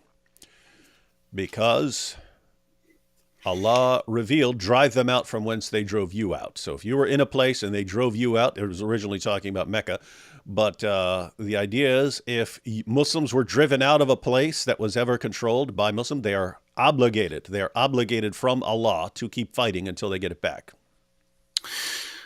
Now, some might say they will never take Spain, but the Spanish beg to differ. They're pretty big sellouts and pretty big idiots right now. They are the first ones to be like, oh, the suffering in Gaza. We need to. Well, how about we should take a bunch of Palestinian refugees, have them come over here and be with us, have them love us, have them here be with us. Their hearts will melt. And they'll love us and embrace us. Once they will see how lovely we are, they will become just as lovely and they will love us all together. We will make love to each other all day long. That's what happens. I don't know what these people imagine. This is the European naivety that they have. There's something very stupid about Western people, and I know that the majority of our viewership here is Western, and I have to say just that there is just something incredibly stupid about Western people, about Western society, that people have this delusion, this mass delusion in the West that those people around the world, they're just like us. You just have to tweak them a little bit, just have to show them a few things, just give them a little bit of comfort, just get rid of their problems. If you just alleviated their problems a little bit, they would be just like you and me. They would be just like you and me. If they didn't see a bomb for 2 days, they would want to go with you and me to an amusement park and have fun together. Because everyone just wants to have fun. That's all they want to do. And they just can't have fun because we bomb them. And if we stop bombing them, then then we can all just have fun together. No, that's not what it is. That's not how it is. That is not how it is. You can think that everyone just wants to have fun, and you can open your doors and you can invite those guys to have fun. Those guys will come into your home and rape your family and kick you out of that house and say, okay, this house now belongs to me. That's what they will do, because they don't have the same values that you have, which make you view everything so wonderful and so beautifully and so nicely. It does not work that way. That is a very deluded Western perspective that has caused much of the destruction, much of the corruption that has been going on in the West, in Europe, and so on. It is idiotic, it is self-destructive, it is suicidal, it is imbecilic, it is absolutely stupid. Hamas, the very terrorist organization that we are talking about, the Islamist organization, is the one that has repeatedly and explicitly said that their goal is not just the liberation of Palestine and the Palestinian nation. Their goal is to take the entire land because it is a religious obligation. And once they have taken the entire land, it would be to re-establish a caliphate, finally build the caliphate. And once you have built the caliphate, you would have to. They would. The next goal would be to get all the Islamic lands back that were lost, which would not just be limited to North Africa and Spain. It would also include everything west of Turkey, for example, Greece. Greece is next. Greece and the Balkans and everything bordering Austria and so on. And it would be once again an attempt to conquer the world. Of course, I don't think that we will actually get to such a place. It's pretty far fetched that would be that would happen in reality. I think that Islam is actually dying, and this is kind of a last ditch effort to revive it as a political global system. But that is the actual effort. Let it die. Acknowledge it, the poison, and suffocate it. Don't feed it. Don't help it. Don't help it grow. Don't water the very thing that will grow and then hang you and kill you. Don't be stupid. Don't be an idiot. You heard it here, folks. Don't be stupid. Don't be an idiot. Now you know. Knowing is half the battle. Are the Gazans and Arabs jealous of Israel? Yeah, they're jealous of their power. They're jealous of their prosperity, jealous of all kinds of things. And it does affect the Ummah psychologically. It does affect the Ummah psychologically. Wait a minute. Look what mainly Jews did with that little plot of land. And what do? We build terror tunnels. That's what we do. Yeah.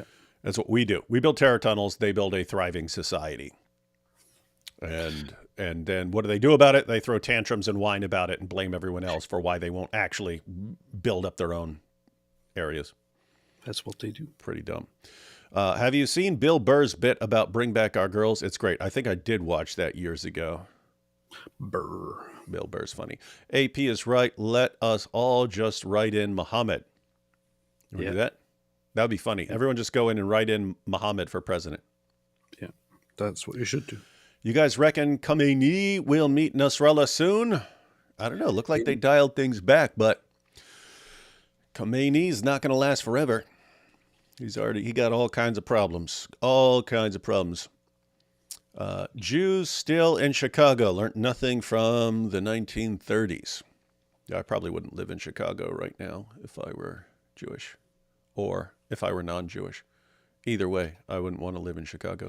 AP David videos in general. David counts pen 1, pen 2, pen 3, all the way up to pen 15. AP, like little girl. Pen 15.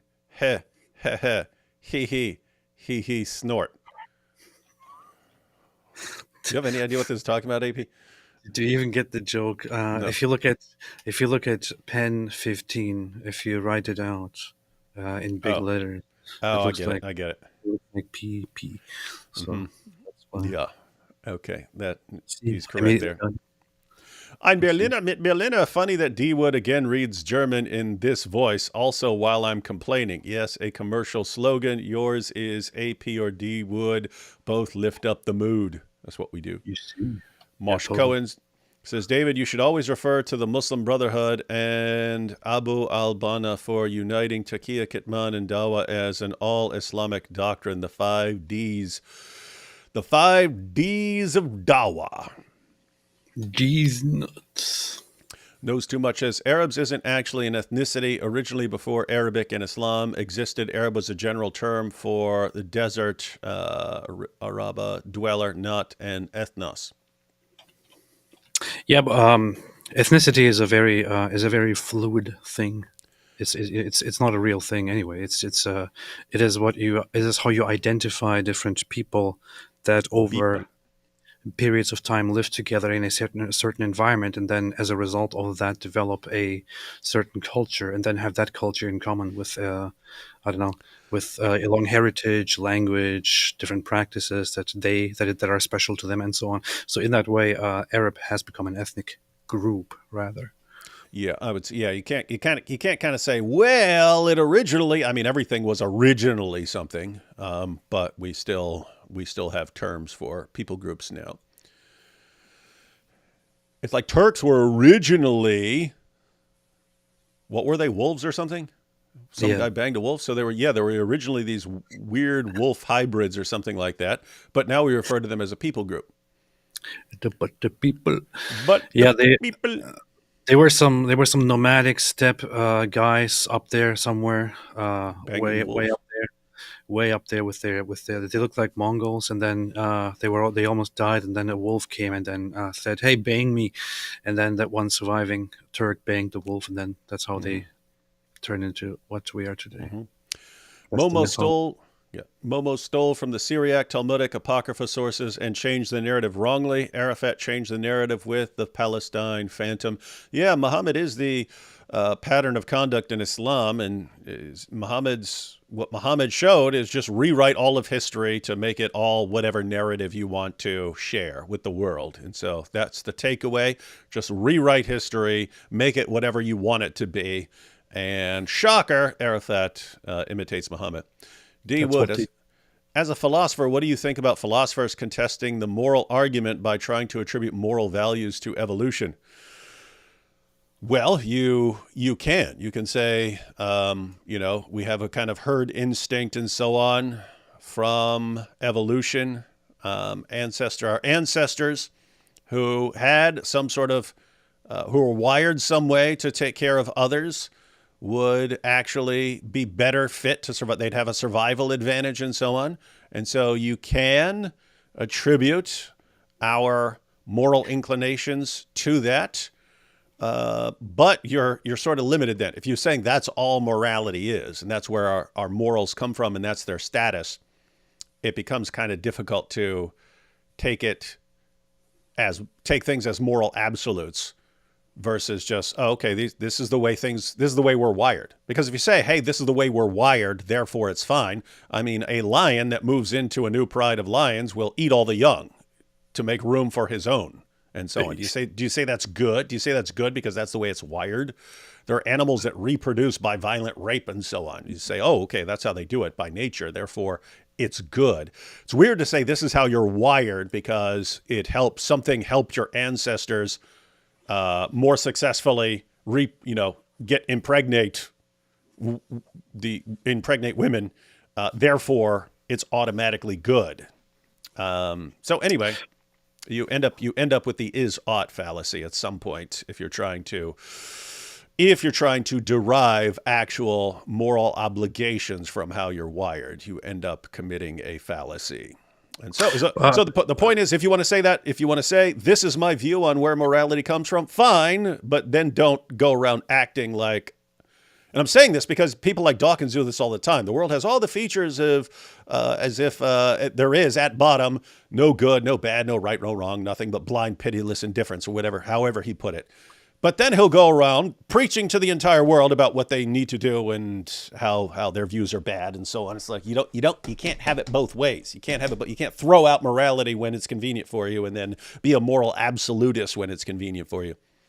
But you do acknowledge that somebody could just argue that regardless of what you think is right or wrong, morality may simply be something that is learned and developed, that is carried with, evolutionary development, which then humans interpret as good or bad because that is what they learn over time. So you don't have a problem with the idea that with this assertion, right? There is nothing logically wrong about this or nothing weird about this.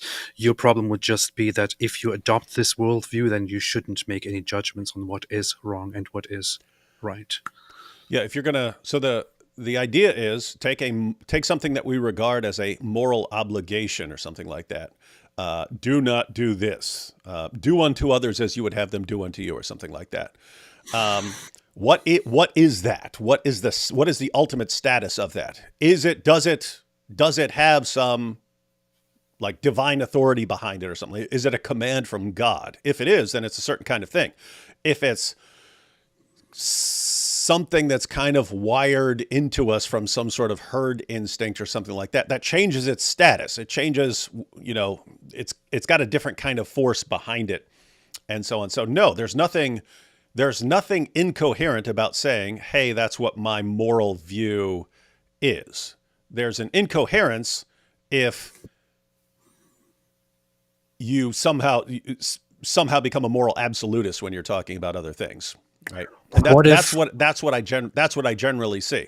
Richard Dawkins, he'll say this is what morality is, but then in his condemnations and so on, he comes across as a moral absolute. They're just things that are bad, and there are things that are good, and there's things that are right, and there are things that are wrong, and so on. It's like it doesn't make any sense given what you just said about where morality comes from. So, what if somebody says morality it comes from evolutionary development? It is not intrinsic. It doesn't come from a higher power, and so on. Acknowledging that is the case, there is no objective, universal good or bad, right and wrong. However, I think that considering that all humans have the existence and the human experience in common, and certain things make life easier and other things make life worse, it would be in our best interest to do this instead of that. That is my worldview. So based on that, we should do A and not B. If somebody argued that, do you think there is a problem with this? Yeah, you can kind of do anything you want with that. I know you can, but you can also still maintain that it is still better to do A, although you don't have to do it. There is nobody, in the universe punishing you for it, but still A would be better for it. Given whatever you establish as your goal, keep in mind you can put together any kind of goal you want from that, and then whatever kind of goal you establish, you can get to that in all kinds of different ways. In other words, you can say, hey, as far as if you make human flourishing the goal and so on, and you link that towards, hey, we should emphasize that the smartest and healthiest people are the ones that reproduce and others aren't. It's very easy to justify eugenics, very easy to justify just wiping out people who are physically, it's exactly what your German buddies did, right? Anyone who seemed flawed or something like that, they emptied out the hospitals and so on, the mental hospitals and so on. And hey, let's just cleanse the population of this sort of thing. So the point is, if you're just going to say, here's some goal and here are better ways, there are better and worse ways of reaching that goal, I believe you could justify pretty much anything using that methodology. But here is the problem. I don't think you can argue that is necessarily wrong, or you cannot refute it as you cannot depict it as nonsensical and then refute it. You can say that it is that's completely coherent from that view.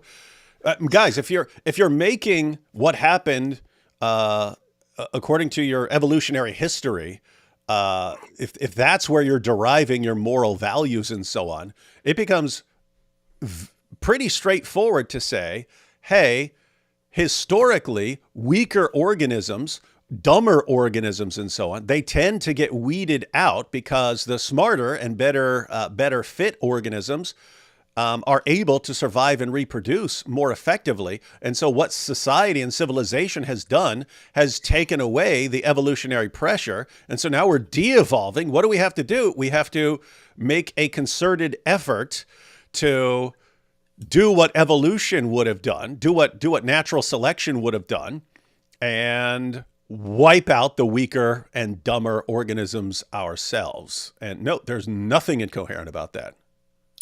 There's nothing incoherent about that.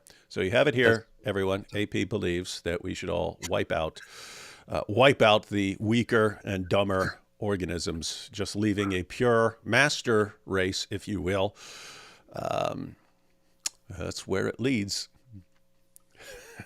Interesting diversion there. Mosh Cohen there says, continuing your point on compassion, in the Midrash it is said, he who tolerates the cruel, intolerant, will pour his cruelty towards the tolerant. Wait a second. He who tolerates the cruel, intolerant, will pour his cruelty towards the tolerant. Alhamdulillah. That's true. That is wisdom. Some people weren't raised to be hard targets, D. Wood. Can you give some fatherly style advice? Stop being stupid. Stop being a soft target. Make yourself a hard target. How dare you? I would encourage everyone to learn the basics of manipulation, not to use them, but to be aware of them. So just find a good article. There's some good books that are actually written by psychologists and so on manipulation tactics and so on, meant to be aware of how people are going to take advantage of you. Basically, if you are a soft target, manipulators are looking for people who can be manipulated. If you know the basic manipulation tactics, the manipulation doesn't work, and that will force them to come up with other ways of doing things. But the core idea in the head of a manipulator is, why am I going to do something when I can make other people do it for me? Why would I go out and try to get what I want by myself when I can actually dupe other people into doing what I want for me, and so on? And so they have tactics that convince other people to do what they want. And if it doesn't work, well, then manipulating others is no longer the easiest way to get what I want. So, let's see. And when will y'all start a Discord server? Me, probably never. I don't like learning new stuff. Me, probably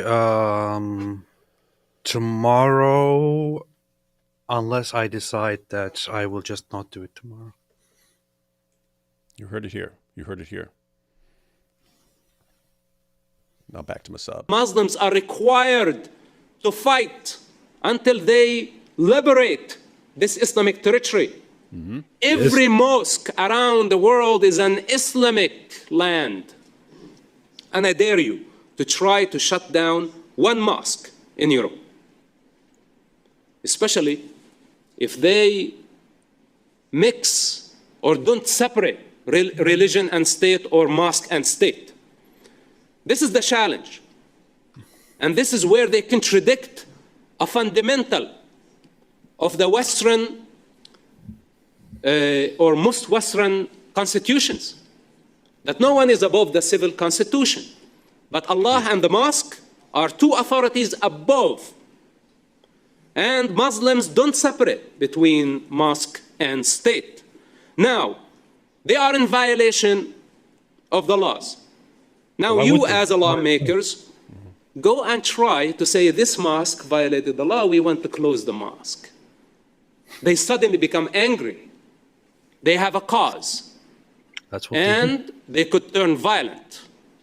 And they could all get unified behind their angry cause, the same way we see them angry on the streets for Palestine, non-existential.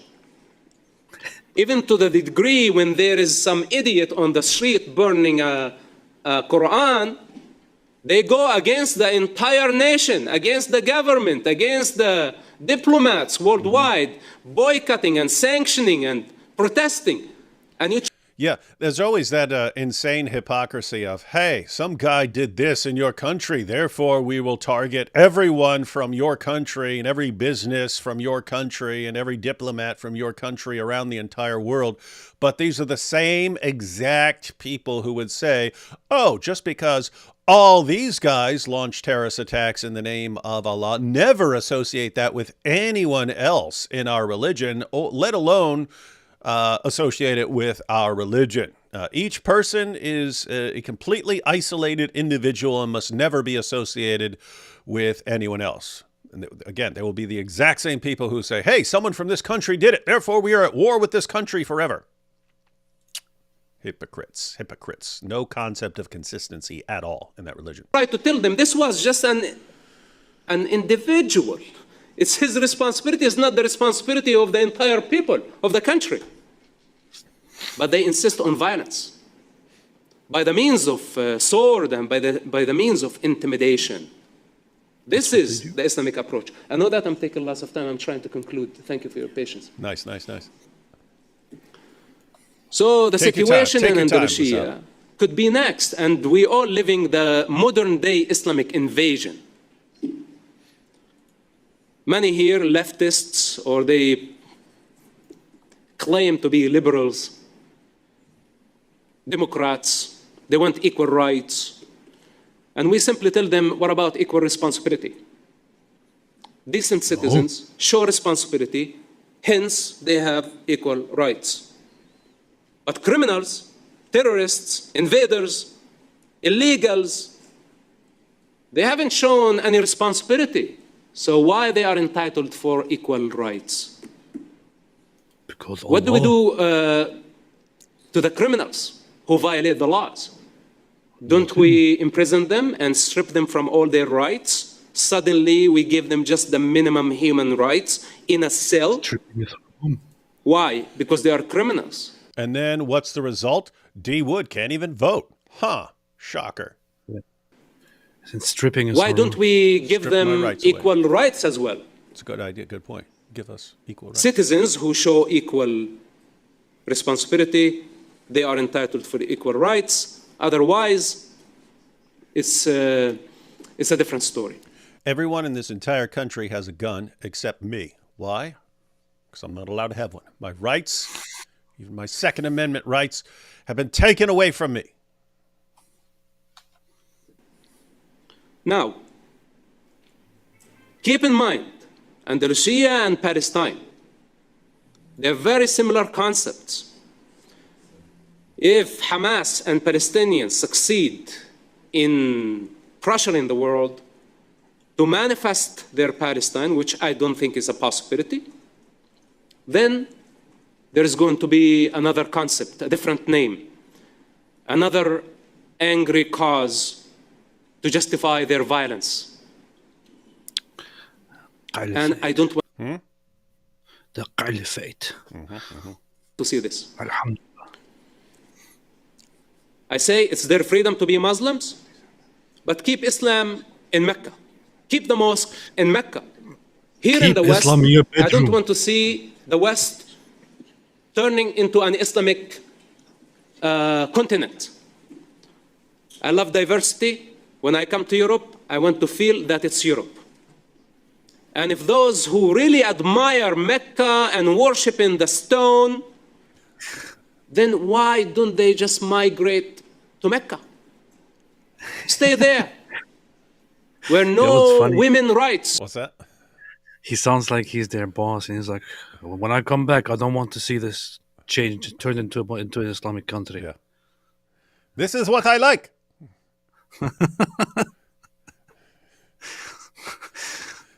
You people in Europe, you like to listen to Arabs. Well, let me tell you, I'm an Arab. Therefore, you have to make it like I want it. I like diversity. Yes. Don't become Islamic. I like Europe the way it is. Next time I come back, I don't want to see it different. Yes, or you will turn me into terrorist.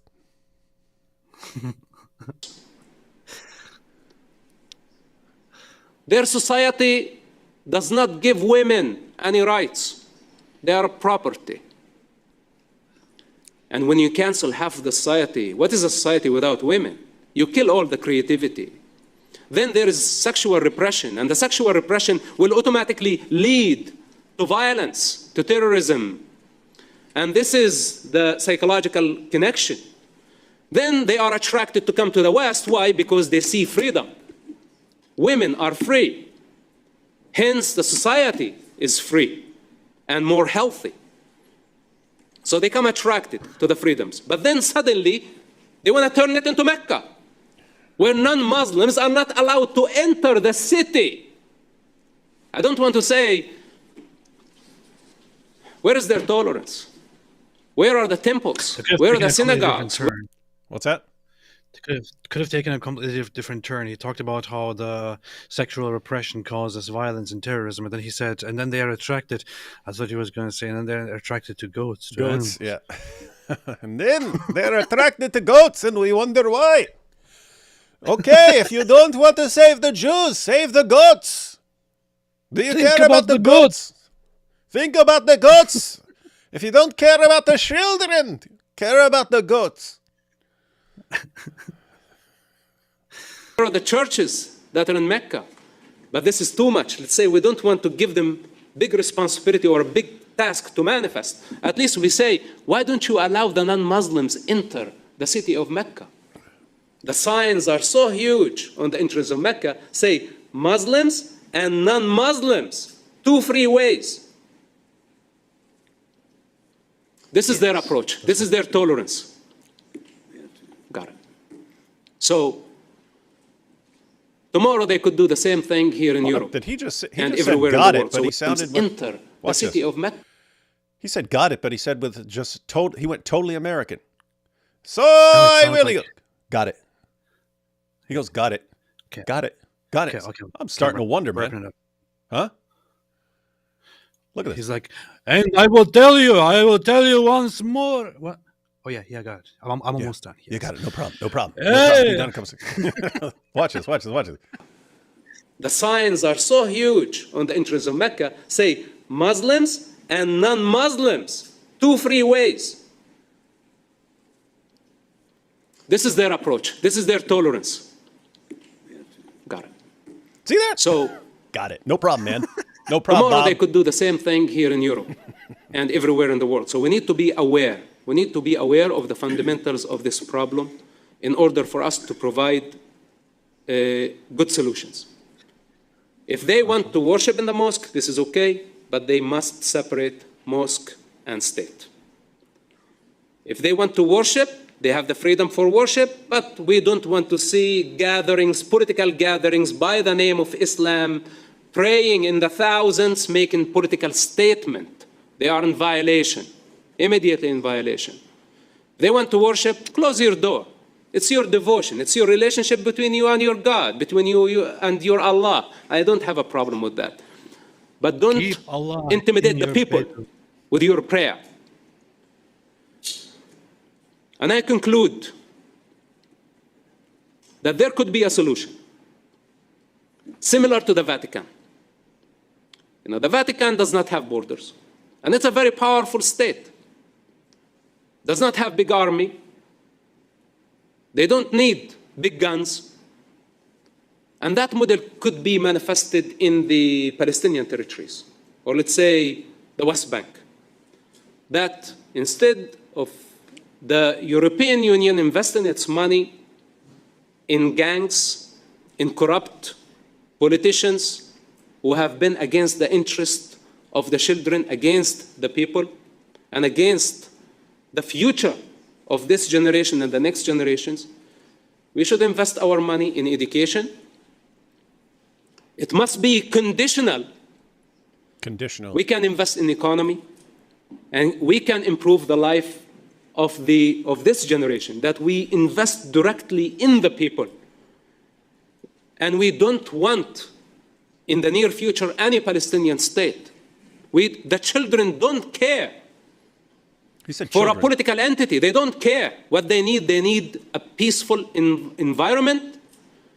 They need a responsible leadership that does not abuse them or indoctrinate them. And as long as we continue to fail the children in favor of these criminals, the Middle East conflict will continue forever. And I think all the attempts to try to pressure Israel to give up its security and its freedoms for such political gangs, this is not going to help the situation either. Thank you for your patience. Thank you for giving me this podium. I appreciate you, and I hope that we together can create the change. Thank you. Let us invest in the children. Let us invest in the children, but not the way Muhammad invested in the children.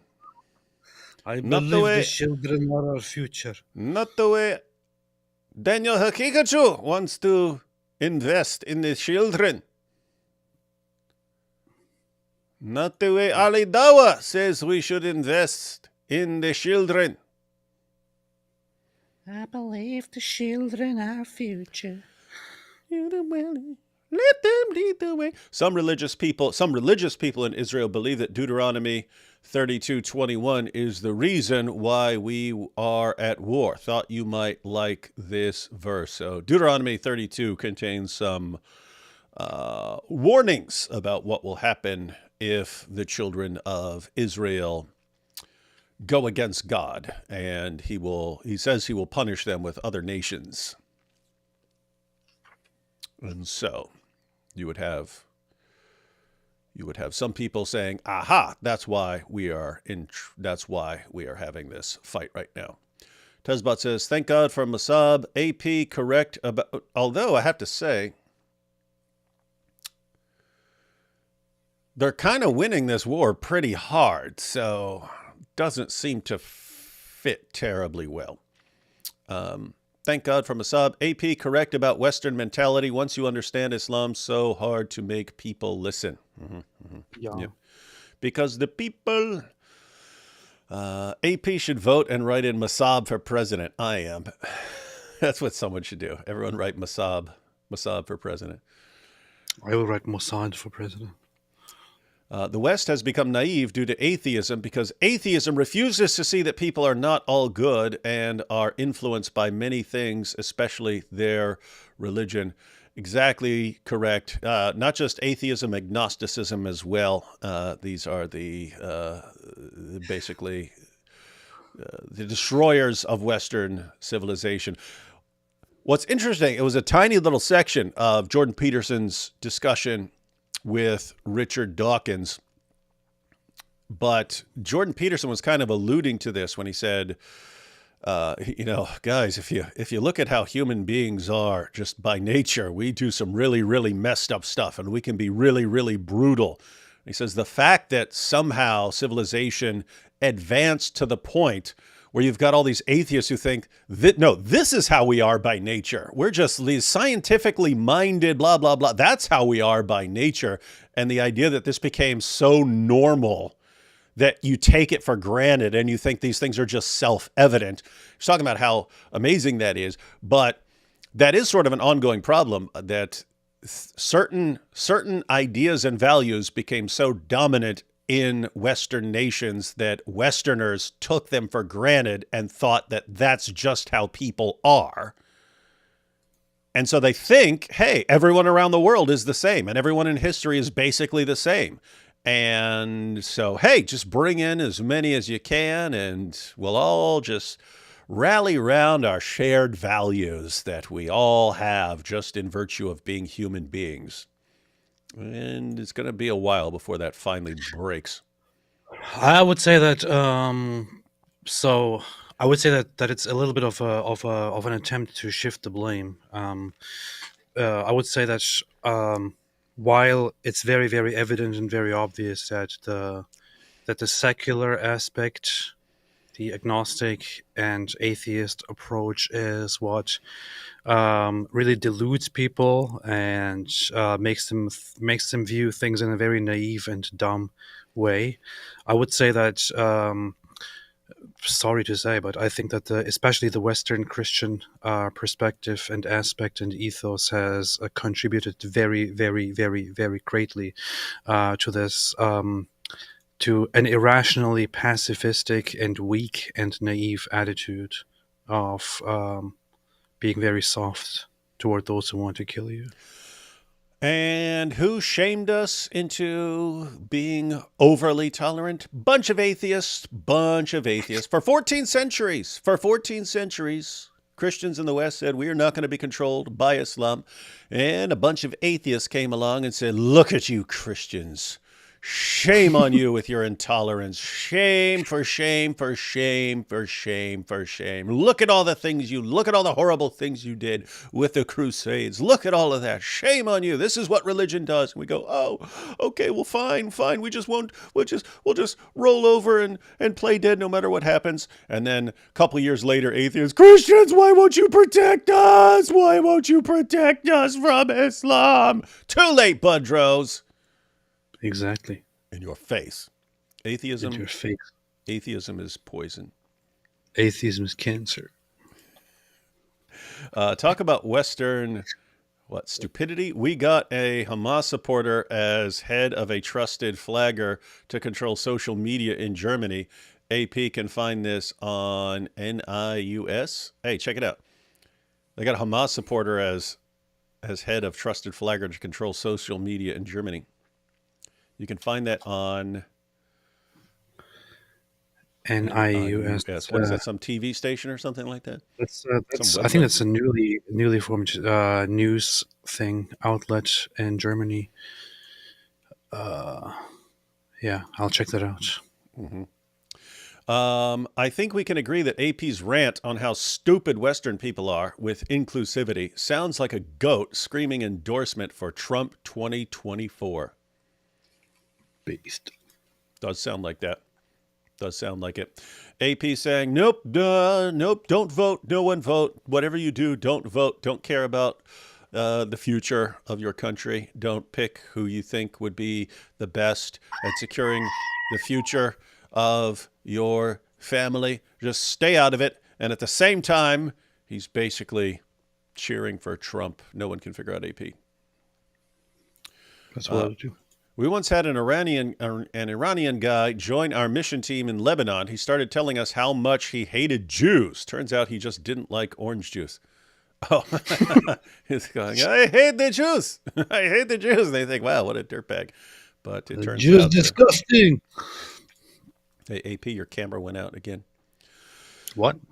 Your camera, which you still don't know if it's your camera or your dumb computer that you refuse to take up a collection for. I got a new cable and I thought the problem was fixed. Apparently it's not fixed. Okay, so the problem's not the cable. You've been troubleshooting. And it's very simple. Just say, here's the computer I want. I cannot afford it. Here it is. And everyone who watches you and doesn't like looking at a black screen will chip in and get you something that doesn't suck.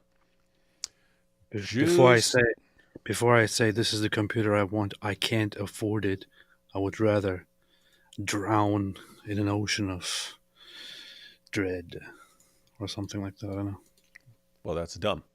Because people would It is. like to see you with functioning equipment for literally the one thing you do that has any benefit in this world, doing live streams. And you can't even do that. I'll be right back. All right. Finally, welcome to the no AP zone. Jews, tiny land, make paradise. Arabs make desert. They do. They took a little tiny plot of land and made it into a thriving country. Would you guys have a conversation with Mohammed Mossad, ex-terror, pro-Jewish temple building Muslim? Don't know who that is, but you can contact him and tell him to get in contact with us if you want us to have a conversation with him. Tazbot says, off topic, D. Wood, do you have an opinion on afterlife, whether we go to heaven or are resurrected to live on a new earth? Just curious. Yeah, I would believe in both those. So you would have some out-of-body existence after death, but you would eventually be resurrected. By the way, you guys convinced me to support Israel. Nice. That's what we do. That's what we do. D. Wood and AP, do you think that the Middle East will one day return to Christ? Love from an Egyptian American. I'm not sure. There are so many variables. There are so many variables in what the future holds, but we'll have to see. Hi, Brother D. Wood, and hi, Brother in Humanity, AP. I'm going to do a course on the problem of evil. Before I start, is it possible to read your dissertation, D. Wood? Yeah, send me an email. You can get it through the Fordham Library. They have everyone's dissertations there, so I think you can get it through the Fordham Library. But yeah, send me an email. I can send it to you. A course on the problem of evil. I also have to wonder, I mean, mine's on a particular version, the Bayesian version, that isn't, like if you're talking about a regular apologetics course, the Bayesian argument from evil is like pretty technical, philosophical version of it. But yeah, you can check it out if you want. Only due to Islamic takeover, people became Arabic speakers and thus became Arabs. So Arabic speaker is a much more accurate term, and it's not. But there are people who are Arabs, right? We know what we're talking about if I say the guy is an Arab, right? Why is everyone at war with the idea of saying so-and-so is an Arab? Even if Hamas is gone, new group will rise. The command in Quran 860 is binding. Hilali Khan translation exposes the issue. Yeah, you're going to have ongoing problems no matter what. That is correct. Alien X said, did you reference Richard Dawkins earlier when you said that's what That's what Dawkins always says, David. It's been years since I read a book by him. Yeah, I did reference Richard Dawkins earlier. And got a video coming out on him tomorrow. I actually recorded it like last Tuesday. I just didn't have a chance because I was traveling and so on. Didn't have a chance to edit the video. But yeah, so I recorded the video right after the interview with Jordan Peterson and Dawkins came out. Recorded it. Still haven't finished editing it, but I'm almost done. So that should be up in the morning. Everyone can check it out. That's what they do.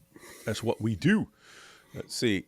Joshua Wooden says, AP, is that an authentic ram's horn that would be based? However, your instrument skills are still so far away. Practice makes perfect even for you. Hey, look, it has a thing that I try to tear off a little bit, but it is authentic. It came from Israel. It is certified by the rabbis. So it is. It definitely is. Yes. Mm-hmm.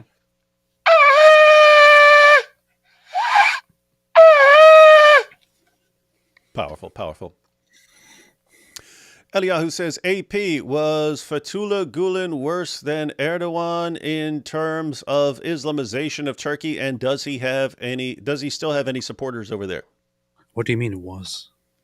Hmm? What do you mean was? Was? He's dead? You don't even know anything? Wait a minute, the guy's dead? He died 7 days ago? What the? That's funny. Why do you think that's funny? Well, Fethullah Gulen is he was the mentor and teacher of Erdogan.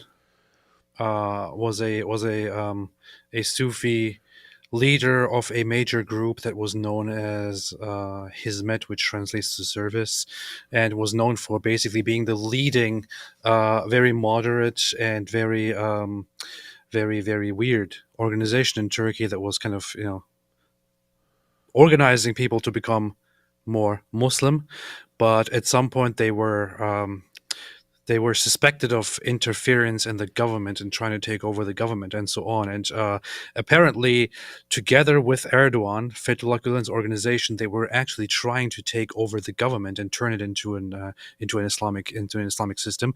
But they fell out at some point, this religious group and Erdogan, and started fighting each other, and then the whole organization, the whole group got banned, and they were also accused of being behind the attempted military coup several years ago, and so on. But anyway, so the guy was living here in Pennsylvania all his life, and apparently he just died like 7 days ago. And so that's why AP is in a state of mourning, ladies and gentlemen. One of his Turkish heroes has passed. They still have supporters over there, just not that many, not as much. It has become kind of a sign of something to be ashamed of, to be a supporter of his in Turkey right now. Yeah, losers. Knows Too Much said, ironically, let's see. Knows Too Much says, ironically, Palestine is derived from Pleshet Philistia, which was derived from the root word for invader in the indigenous language of the land, Hebrew, by the way, as the Philistines were foreign invaders. They were sea peoples. Is AP trying to look like a wild to honor his Turkish heritage? Yes. Is that what you're trying to do? Yes. Israel fires back at Iran. Caroline Glick video on JNS. Surprising info even to Caroline, how Israel hit nukes factory despite Biden and Kamala. Oh, is that what they hit? Did they hit a nuclear factory? Pretty sure that Israel said that they only attacked military targets and missile production and all that. Unless something changed about it and I missed it. AP didn't receive his check from Mossad. Yeah. Want to know where our checks are at. David, what's the answer to the inquisitions? What inquisitions? The ones happening right now. Yeah, do you mean stuff that's happening right now, or you mean stuff that happened centuries ago? You mean what happened in the 15th century?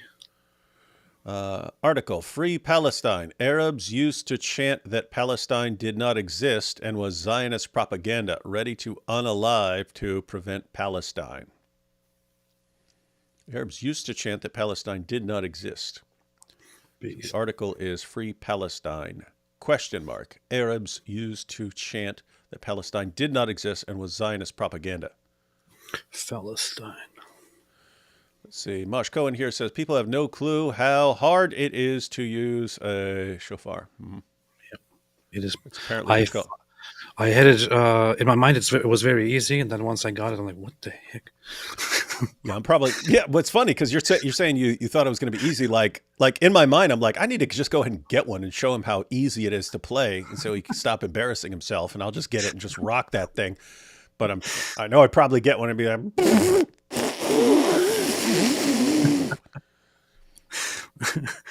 Yeah. Link to GoFundMe AP. Look, people are dying to chip into a GoFundMe so you can get better equipment. Give the people what they want, AP. They want you to have good equipment. Inshallah, one day. Meant Wolf. Oh. St. Trump says, AP Habibi, come back. Those Muslims meant nothing to me. Nothing. I just needed a few votes to humiliate Kabbalah. That's what they do. It's what I do. It's all part of the plan, AP. It's all part of the plan. Don't divide up. Don't divide over this. That's what they do. All right, everyone. We're going to go ahead and shut things down now. I will probably sometime later this week see if I can get my brother online. Maybe we'll share some accumulated life wisdom. That'd be pretty dope and pretty based. Should have a video out in the morning. Anything AP before we close out? I would say that people should just be smart. That would solve a lot of problems, wouldn't it? Yeah. I mean, it's very easy. Yeah, when we say smart, we kind of mean like wise, because there are tons of people who are intellectually smart and like the dumbest, most self-destructive morons on the planet, like destroying civilizations, and they're smart. So be smart, but in the sense of wise. Be wise. Don't be morons, everyone. And now we'll close out with the ceremonial blowing of the shofar. No, we're not. I wasn't going to do that. I was just trying it on. Go ahead. You've got to close out with that. No. Okay. All right. Do that. Go. Like Gondor. Okay. Or Rohan. There you go. It's pretty good. That was powerful. That was the best one. All right, everyone. We'll catch you later. New video up in the morning. Check it out. It'll be totally based. Inshallah. Catch you next time.